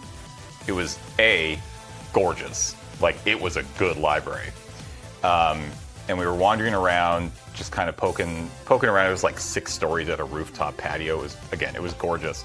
And it took me a little while to realize that they had gone through, and I'm curious if this is like normal in other places, but they had gone through every single book, more or less. I would say like 95% of the books had been rebound as hardcover. Oh, James, God. Like, it's so early for you to be talking dirty to me like this, man. We're in public. I was like, is that normal? I know it's the main library. It's like right down by the main station. Libraries do that in Europe. Interesting. I'd never seen that before. European libraries are on a different fucking level. They were. It was enormous. It was gorgeous. And I started looking at all the books, and I'm like, these are not like factory bound books. Like, I can tell that this book has been rebound in hardcover for this library, and every single goddamn book. Again, with the exception of a few that I saw out of hundreds just walking down all the aisles. I completely understand why they do it, to make them last longer. It makes complete sense. But I just had never seen it before. And I was just like, God, that's cool. Like, God damn, that's cool. I love that. I understand it's such a cliche, but like one of the things that I almost always do when I pull a book off the shelf that I know I really want to read or I'm looking forward to, it's like pull the book off the shelf and just like like pet it. Like, oh God, oh Jesus, I would love to. Yeah, I love, like, especially when I travel. Like, I try to go and visit the library because like it's food and libraries are my greatest shortcut to like how the city developed and why it is and why the people are the way they are. Yeah. What are you reading right now? Oh, Lord. So I've got like 3 books on the go and 1 audiobook. So right now I'm reading a book called Burnout, Completing the Stress Cycle. Oh, yeah, right. We had this conversation. Yeah, we had this conversation, like 2 days ago. Yeah, we did. We did. Yeah. I was like, didn't I talk about this Yeah, recently? we absolutely I couldn't did. remember Yeah, we did. which frickin' Burnout, ADHD 2.0. Oh, yeah, yep. And the other one was a fiction of some sort. I can't remember. Currently, a God Killer. Yes. Yeah. God Killer. And then the audiobook I'm listening to is one of the Warhammer books. Right. Yeah. Yep. I remember this conversation. And you're reading a light-hearted read. Called The Black Angels. Yes. About primarily black nurses in New York in the early 20th century dealing with and curing tuberculosis. Yes. Yeah. Yep. Just a great summer read. It's really good. I actually read a few more chapters over the last couple days. It's really well written. That like I love books that are I love informative books about real world things that are really easy to ingest. Mm-hmm. Like, that's my book. Give me that book. I want to be able to sit down. I want to not have to look up words. I want to be able to take it all in. And I need it to be a thing that actually happened, which is, I don't know, that's just how my brain works. I've never been able to read fiction. Do you have an ebook reader? I do. I have Kindle, yeah. One of my favorite things, at least they do this on, I have Kobo, is if I encounter a word that I can't get through context, which still happens sometimes, you could just like press on it and it gives you a definition. Yeah. Fantastic. Do you read primarily on your Kindle or your Kobo or whatever? Almost exclusively. Okay. As much as I love physical books, I reserve those for the library because I do my best to be as minimalist as possible because brain not like too many things. Always want too many things. So like I said, the inventory slot kind of method that I use. So, and I love that thing because it fits in my back pocket. I hit one button, battery lasts forever. I can read it at night because it's got this incredible blue light filter that doesn't count as a screen. Like, oh my God. I love that thing. It's this big, man. It's this big. It's amazing. And it only does book. But yes. Only book. Yeah. Only book. People are like, I just read it on my phone. No. That is death. Absolutely that is death. not, yeah. It does only book. I will walk out with my e-reader out of the house with my e-reader before I walk out of the house with my phone. Yeah. I hate this thing. Dude, I hate my phone. I hate my phone. I'm getting, it's new phone year for me probably, and I need it because the battery on my current phone is just dying. I haven't gotten a new phone for about 4 years. And I think what I'm going to do is I'm going to keep this phone, and I'm going to wipe it, and I'm going to, every Sunday at least, going forward, I'm going to just take the SIM card out of my normal phone. Yep. But it has all my apps and all my Slacks and all my crap, and plug it into this phone on Sundays. And that's the only phone I'm allowed to use. And it will only basically have a phone and messages. And I won't be able to look at anything else. Have you seen the new minimalist phones? I'm sorry. I have. I have. Okay. Yeah. And I love the idea of them. And I think in a couple years, I'd maybe even try getting one. I just do this right now because I know I'm going to be getting a new phone, and this is a cheap way of trying to do this. But yeah, I hate my phone. Yeah. I don't like it anymore. I think I'm going to buy one of those little minimalist phones. Yeah. Like, with like the paper white screen and like the actual physical keyboard. Yeah. Yeah. I hate this. Yeah, stuff. it sucks. Yep. Somebody asked me do you mind if I take a second to explain the inventory system? Yeah, go Is that for cool? it. All right. So the inventory slot system that I have is I have given myself a limited, it's about giving yourself limits and limitations. Like, for example, my life only has 4 coffee mug inventory slots.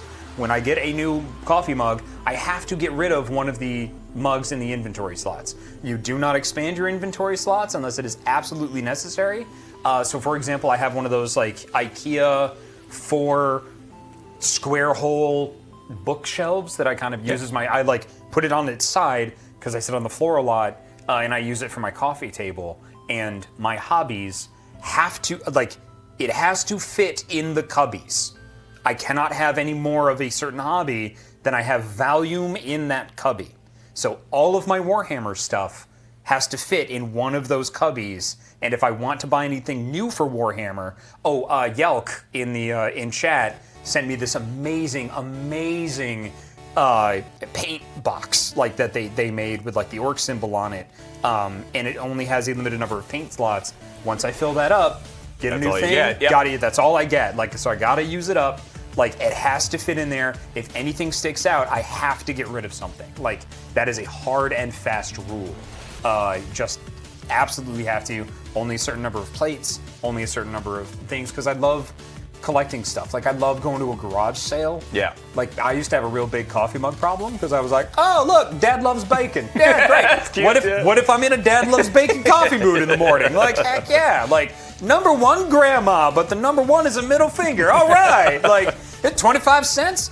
Excellent. This is probably 35 years old. Somebody died holding this mug. Awesome. Like, yeah, like I used to have a huge problem with that. So that's kind of what kind of led me to sort of, I'm sure somebody has a similar system. I'm going to say develop the system, but I just made it for me. I'm sure it was already out there, but that's how I do my best to keep my shit as simple as possible to limited effects. I'm still clearing out shit that I've put in storage from like years and years ago. Yep. Yeah. Oh my goodness. Yeah. Zed Regulus, what's my favorite graphic novel? Sandman. I like what I like. I'm a cliche. I don't care. Sandman's very good. Yeah. How many inventory slots does Jacob have for swords? We don't talk about that. Has anybody read, speaking of graphic novels, my favorite for a very long time, or my go-to, has always been Kingdom Come. Remember that one? Is it good? Does it hold up? Yes. I haven't read it for a million years. I don't have a copy anymore. I kind of want to reread it. Do it. It's great. Okay. Yeah, it still holds up. Okay. I wouldn't necessarily read any of the follow-ups that they tried to do for it, but like Kingdom Come, as its own standalone thing. Yeah. Fantastic. All right. So. Yeah, it's very good. Yeah, I remember reading it probably 15, 20 years ago, or however long ago it's been out. How old is that? When did that come out? Am I going to regret looking this up? Yeah. Okay. Yeah. That's fine. You're gonna. I love your socks, by the way. Thank you. These are Adventure Time? No, these are from the Awesome Sock Club. Oh, neat. It's a Hank Green thing. Oh yeah, yeah. So I get it's a sock club, so it's a new pair of socks every month. Neat. Yeah. Awesome. And every dime of profit goes to charity. That's really cool. Yeah.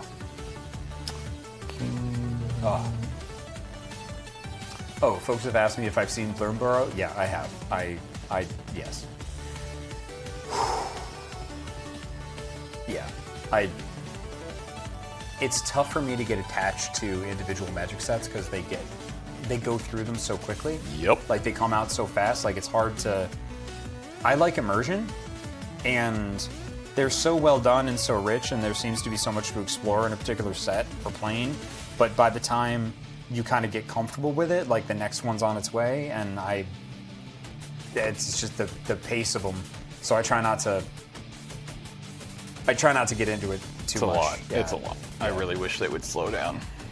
That would be cool. I'm really they not to get too into the weeds about WotC stuff, but they announced they have a new president yesterday. Yeah, which neat. is interesting. Yeah. Curious to see how that goes. Also, 1996, Kingdom Come. Yeah, I was like, that's when I was working at a comic book shop, I think. Yeah. When that came out.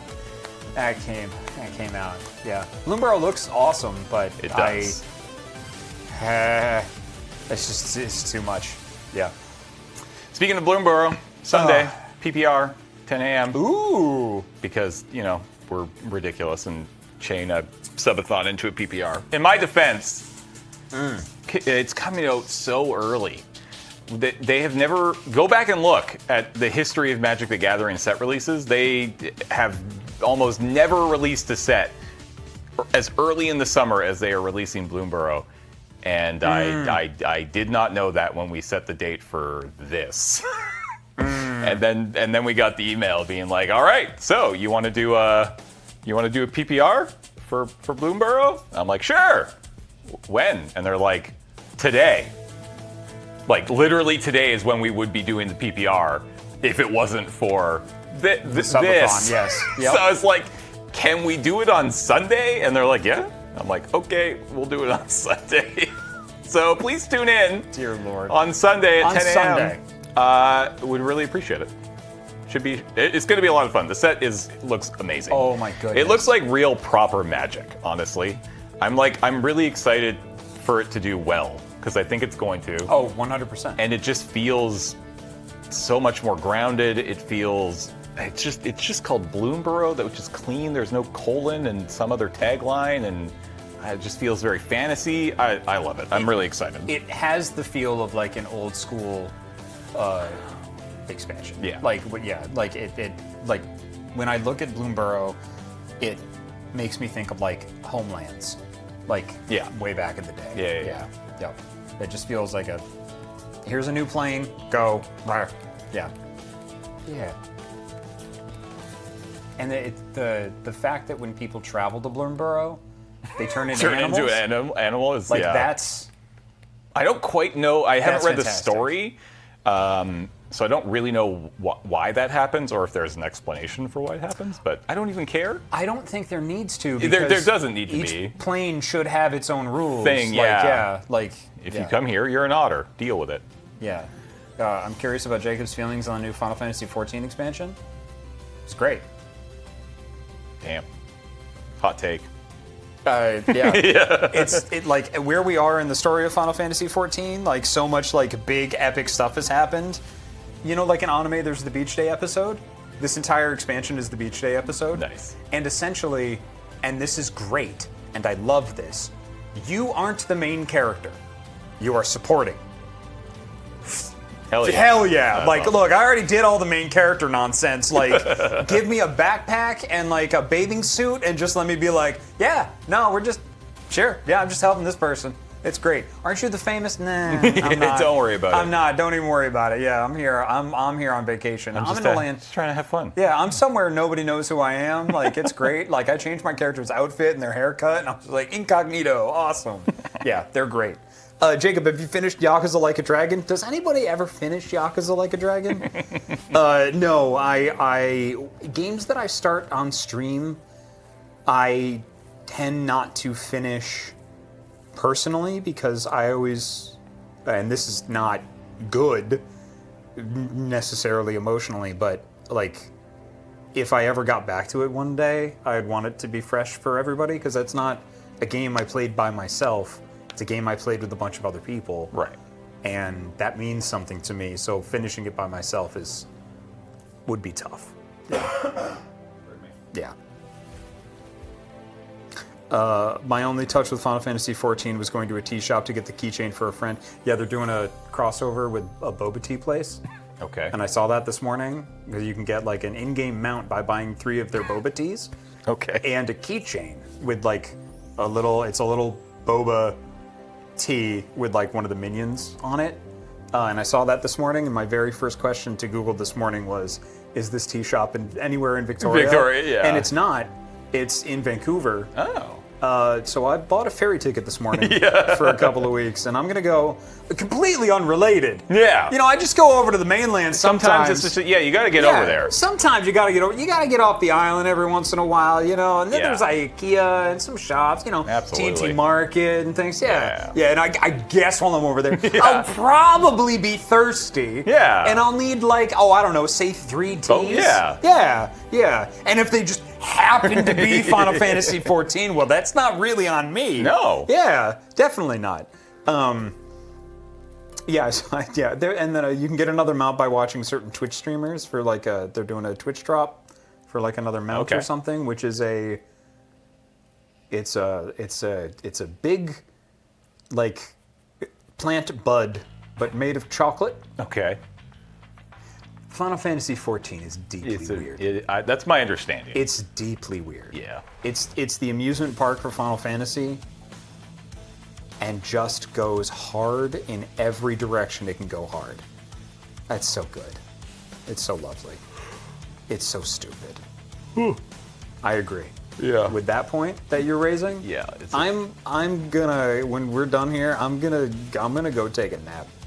I'm gonna try. I think I'm going to try to have a nap. Yeah, I'm gonna have me a nap, and if that nap goes until Lorcana, So be it. Yeah. No, I can't. I got That would be a very long nap. I still have other work to do, and I've got sponsorship stuff for us that I have to address. Sick.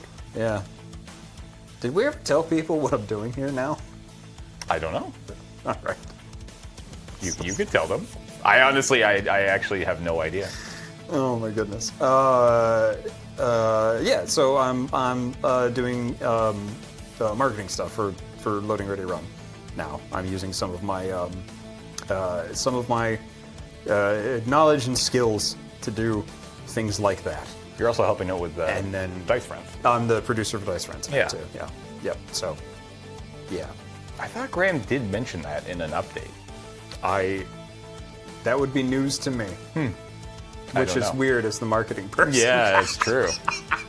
I mean, really, this is your own fault. Yeah, right. No, part of the whole thing is just trying to get a little bit more structure because we do some amazing things, and we just getting the word out there. Yeah, yeah. That's the entire thing, and then it's this rules. This song rules, and it's yeah, I hate marketing, but I'm good at it. So I thought I'd help. Yeah.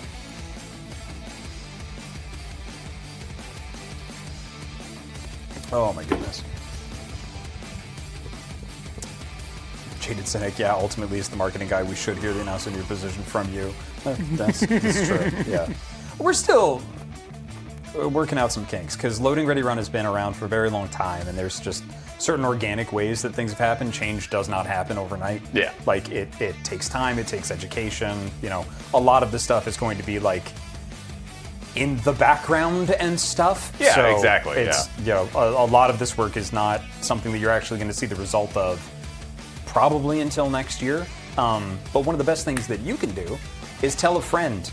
And then, yeah, so we're going to be doing some like traditional marketing things because I need more data. I need more information because the analytics on the platforms that we're on stink. Yeah. And all of the tools that I had to scrub those platforms for more data don't work anymore because everybody changed their goddamn APIs. So all of the like Jacob adult stuff that I have in the video game industry and use for other folks like aren't working anymore. So I've had to like redo a lot of my processes and it's just been, it's a bunch of boring like adult, you know, marketing data stuff, but blah, blah, blah, blah, blah. It's so frustrating. So now I've got to ask people questions. Talking to people. Oh God! Oh, the worst. The worst. Ding dong. I feel like we're in the start of the Book of Mormon is going to begin. Ooh. That might be just be Wheeler. Yeah, maybe. Chat, did he forget to mute? Did he forget to mute chat? I can't hear him. Can you hear that?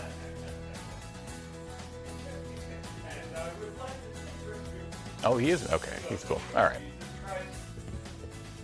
Was it indeed Wheeler? What's that? Yeah. And as soon as I opened the door, we both looked at each other and went, "Hello." Oh man, that's great. And I did mute, by the way. Oh, hell yeah.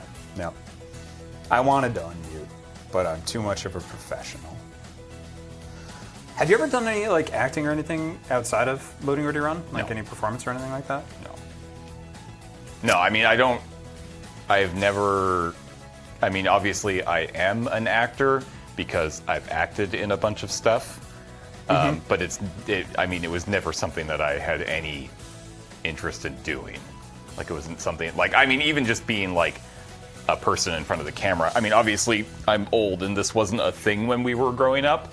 Like I didn't want to be a famous person or like an actor or anything like that. I mean, I was a Canadian kid. I wanted to be a hockey player or an architect or all the same things that most kids want to be. Yeah. So yeah, but other than Loading Ready Run, I have never done anything acting wise. So Not even like high school or anything? Like no. no. Really? I've always enjoyed theater, musical theater especially. And I honestly don't. We went to a high school that had an excellent theater. Like Oak Bay Theater is extremely well known around town. And Graham was a theater kid. He worked mostly backstage and stuff like that. But I don't know why I never took to that. It's actually it's not a regret, but it's something that I'm kind of bummed I never did. So, What's your favorite musical? What's the one that I'm sorry, what's your comfort musical? The Producers, Yeah. probably. That's real good. Yeah. Yeah. The first musical I ever saw in person was Showboat. Oh, wow, that's a deep cut. Yeah. Oh, dang. We went that's to, cool. we took it was a school trip. I don't remember what grade I was in. One of the single digits, like elementary school. And there was a school trip to Vancouver to go see Showboat. So That's this would have awesome. been in the mid 90s. Did you see a show when you were in New York? We saw Avenue Q. Hey, boss. Yo. You want a mic? I was about to sing some Avenue Q. Oh. Do you need a mic? No, I'm good. All right. Just sit there. Pretend to be Kathleen. She never showed up. Now. Pretend to be Kathleen. You don't have to. Oh, I'm anxious. Yeah, well, I mean, That's could really be- good, man. That could You've really been working be on any- that? That could Yeah. really be most of us. So, but I appreciate the effort. But yeah, we went and saw Avenue Q when we were there, which was that was a great show. Yeah, Avenue Q is great. That was the first Broadway show that I ever saw was Miss Saigon. Oh damn. And Full Monty. Full Monty remains one of my favorite shows. Like Big Ass Rock is one of my favorite musical songs. Have you heard Beetlejuice? Yep. Oh my God, it's so good! Ah! How about you? What's your favorite musical? Favorite musical? Yeah. Oh. What's your comfort musical? Like, what's the one you go to? Jesus Christ. Superstar? Hell yeah. I sing that a lot. Yeah. I sing it a lot. We're gonna do this. Hold on. Kiss my belly. There we go. There, we can do this. Hi. I like Hadestown. I saw Hadestown last year, and it was pretty great. Underrated musical, the Titanic musical. Have you seen the Titanic musical? I have not. It No. rules. I saw Spider-Man Turn Off the Dark Ooh. Oh, no. on Broadway. Oh, The no. day it came back after all of the terrible. No. Like the day it came back, because they were like doing like 3/4 price tickets to try to fill house. Yeah. Oh yeah, no, I saw it on purpose. On purpose. And the Green Goblin got stuck up in the rafters. Oh, it was it was so good. If you want to see one of the songs from that, you can there are some videos and stuff like that, and on where they did, sometimes they do like on the morning show, like some of the Broadway cast in New York will do like one of the numbers. Yep. They do that, but like Spider-Man Turn Off the Dark does that. Awful show. There's a whole book about it that my friend Ryan told me about. Just where it just tells you all of the horrible behind the scenes stuff and whatnot. Oh, so good. Yeah, read that book. Don't see Madam Web. Go read that book. All right. Yeah. What's your favorite musical turned movie? So not just like a recording of the show. Like Yeah, you can't say yeah. Hamilton, but I mean like, musical turned into a movie. Jesus Christ Superstar. It's a tough question. Probably Les Mis. Ooh. Yeah, I think Les Mis is gonna do it because Hugh Jackman. Oh God, what a full man. Yeah. Oh, I mean, it would be when I can. Oh, What? I hate the Rent musical. I mean, I kind No. of don't get the movie. I mean, don't get me started on Rent as a whole. There's there's so much shit. Can I swear in these? There's so much shit wrong with Rent now that we're in the year 2024, and you look back and you're like, Oh man, wait a minute. you had it so good, you pieces of This is shit. these people fucking suck, and they're it's okay. I'm so mad. I gotta grab tea and serve. Yeah, no. Yeah. Go ahead. Yep. I can go the other way though. Musical or movie turn musical. Yeah. No lie, no equivocation. I saw this on the West End in London. Okay. Legally Blonde. Oh hell yeah! I I've could have heard seen Phantom of the Opera. Yeah, I yeah. could have seen Shakespeare. Yeah. Could have seen anything. Had enough money for one show. you Legally went Blonde. Went in going like, haha, this is gonna be so, and then like 5 minutes in, I'm just like, Hell yeah. oh dude, it was awesome. I'm sorry, I interrupted you. What were you gonna say? No, I don't even know. Legally Blonde is fantastic. Hell yeah. You can actually, MTV recorded the original cast doing the entire play, and you can watch it on YouTube for free. Hell yeah. You can watch the whole thing. I want them so bad to do more like professional recordings of shows. So bad. They attempted to do a Broadway streaming service. Okay. It did not go well, I believe. I didn't look into it, but I want there to be more professional recordings of shows because, like, a theater, I'm of two minds about it. Because theater should be an ephemeral experience. Yes. But I really want to see Beetlejuice. Yeah. And I wasn't able to fly out to New York to do it, and the tour isn't coming up here. Yeah, I want there to be more professional recordings of shows, Yeah. like straight up. Yeah. Like, there's nothing like going to see live theater. There is nothing but like going to see live theater. I will die on this hill. I do not care if it makes me a douchebag. I am an actor. Get fucked. There's nothing like going to see a live show. But man, do I want to see Beetlejuice so bad. I've only seen some clips, and Yeah, I mean, it just opens it up to so many more people who wouldn't like. It's a gateway, right? Like you start making these professional recordings of and especially of the Broadway, because like Yeah. it also like because like these kids at home who are listening to musicals and falling in love with the theater, Yep. they want to see the Broadway cast Yes. perform it because that's what they're falling in love with, right? Yep. And like touring is obviously incredible, and I love the shows that come to mostly Vancouver. We don't really get anything here in Victoria. Yep. But like you're not seeing the people you know or the Yes. people you like recognize singing these songs to you. Yes. And yeah, I would love to see more of those. Did you ever watch Schmigadoon?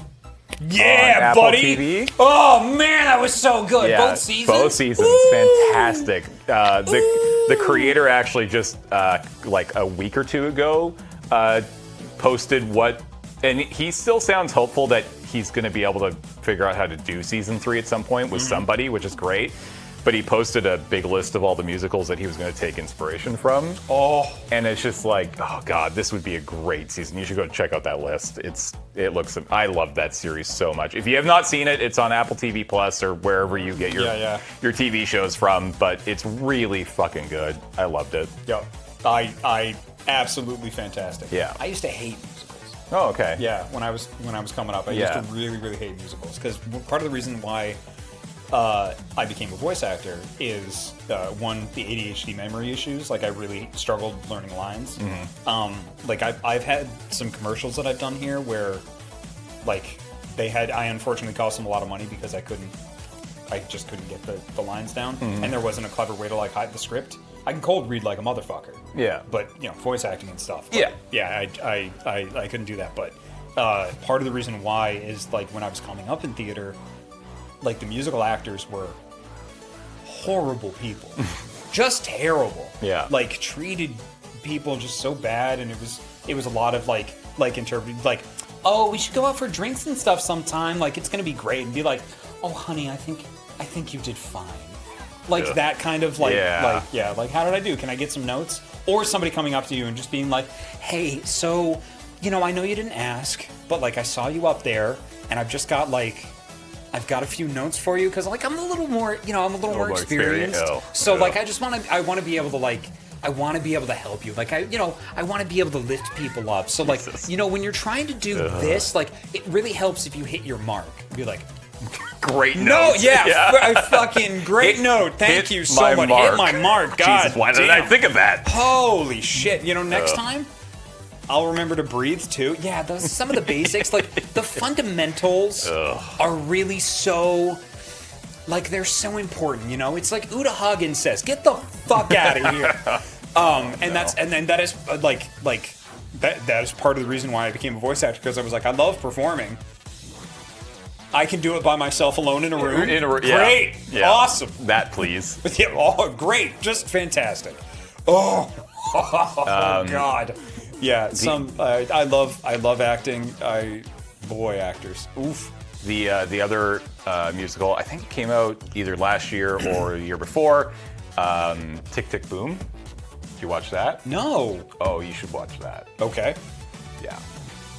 Tick, Tick, Boom. I'll make another note. Has anybody watched Tick, Tick, Boom? What is it? What's the elevator pitch? So it's Andrew Garfield, and he is playing, and my brain has completely, the guy who wrote Rent, Larson something, right? What's his name? Jonathan Larson. Thank you. So Jonathan Larson is the guy who wrote Rent. Do you know the story of Jonathan Larson? I don't know. Okay, so Jonathan Larson struggled to get plays off the ground in New York in, I think it was the 80s or 90s. And he finally wrote Rent, and that was his sort of big breakthrough. Yeah. And he died like days before it premiered.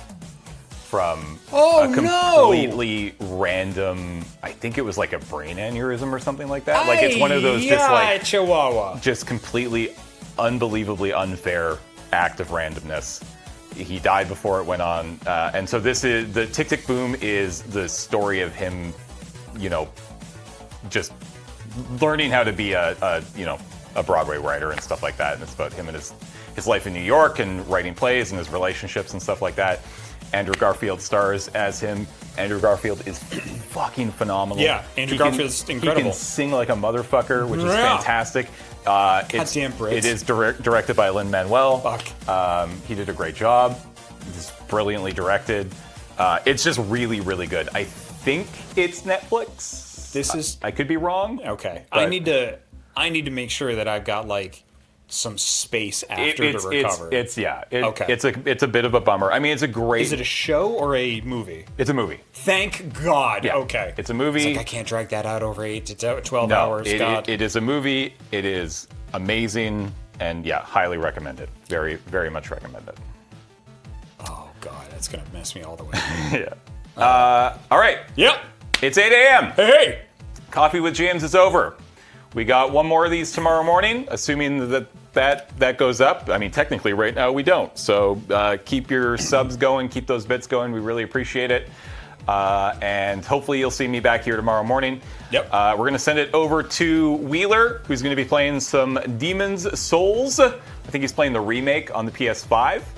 Okay. This morning for the next couple hours, and then we'll be back here in Studio C at 11 for TCG Day, where we're going to be playing Modern Horizons 3, and then some Disney Lorcana, and then, assuming we have some time, some Star Wars as well. And then later tonight, I actually don't remember what's happening tonight. I guess I could really quickly look up and tell you. Come watch Draft Baby draft card. Yeah. Come watch Draft Baby try not to just pick card that he like, but card that will go. Right, tonight at 8, after the TCG Day, is Kathleen and Jordan playing Dial Town. I think it's a dating game Oh, neat. Okay. of some sort. And then Beej is back. Sounds like a musical. Yeah. And then Beej is back for one more Fallout. And then again, assuming we hit our cap, tomorrow will be the last day of the Sub-A-Thon. I'm going to be back here tomorrow with Graham, Heather, and Jordan. And then from 8 to 11, we're doing Stars in a Reasonably Priced Forklift with Ian. And then the finale kicks off at 11 until about 2 p.m. Before we go, I have one last question for you, which is a good segue into what you're doing. How was your first experience with Elden Ring? Oh, I loved it. Yeah? Yeah, I genuinely really enjoyed it, to the point where I'm like, I think I kind of want to try and play this game.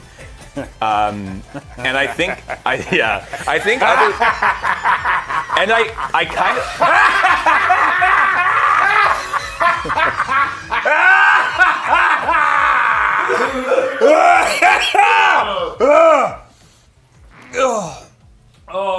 Oh, you sip that? All right. It's a little early for piss, but Nah, man. No. That's what gets you going. it's 10 a.m. somewhere. am I right? Yep. Mm-hmm.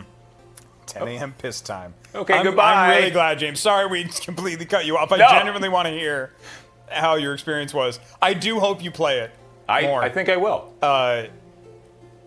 Yeah, I used to hate Souls games. Elden Ring was the thing that got me. Yep. And then you're doing Demon's Souls? Playing Demon's Souls. Oh, God. Playing the one that is a good viewer experience. Not a good stream. Well, the PS3 one is...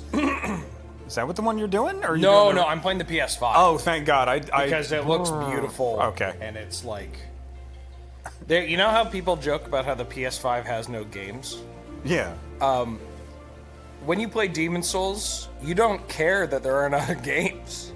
It's Yeah. just, it's excellence. I heard it was very good. I think Yeah. it might be a little too punishing for me. But Elden Ring is perfect. Yeah. Elden Ring has a nice buffer. Oh man, does it? Yeah, because you can just walk away from things for a little while. Yeah. I'm doing a new game plus right now, and just putting bullies in the toilet. Yep. Oh, that's so much fun. Love the toilet. Yep. It's 10 a.m. somewhere. We all good to say goodbye now? Yeah. Sorry. Oh, okay. Yep. All You right. can't put us in the same room.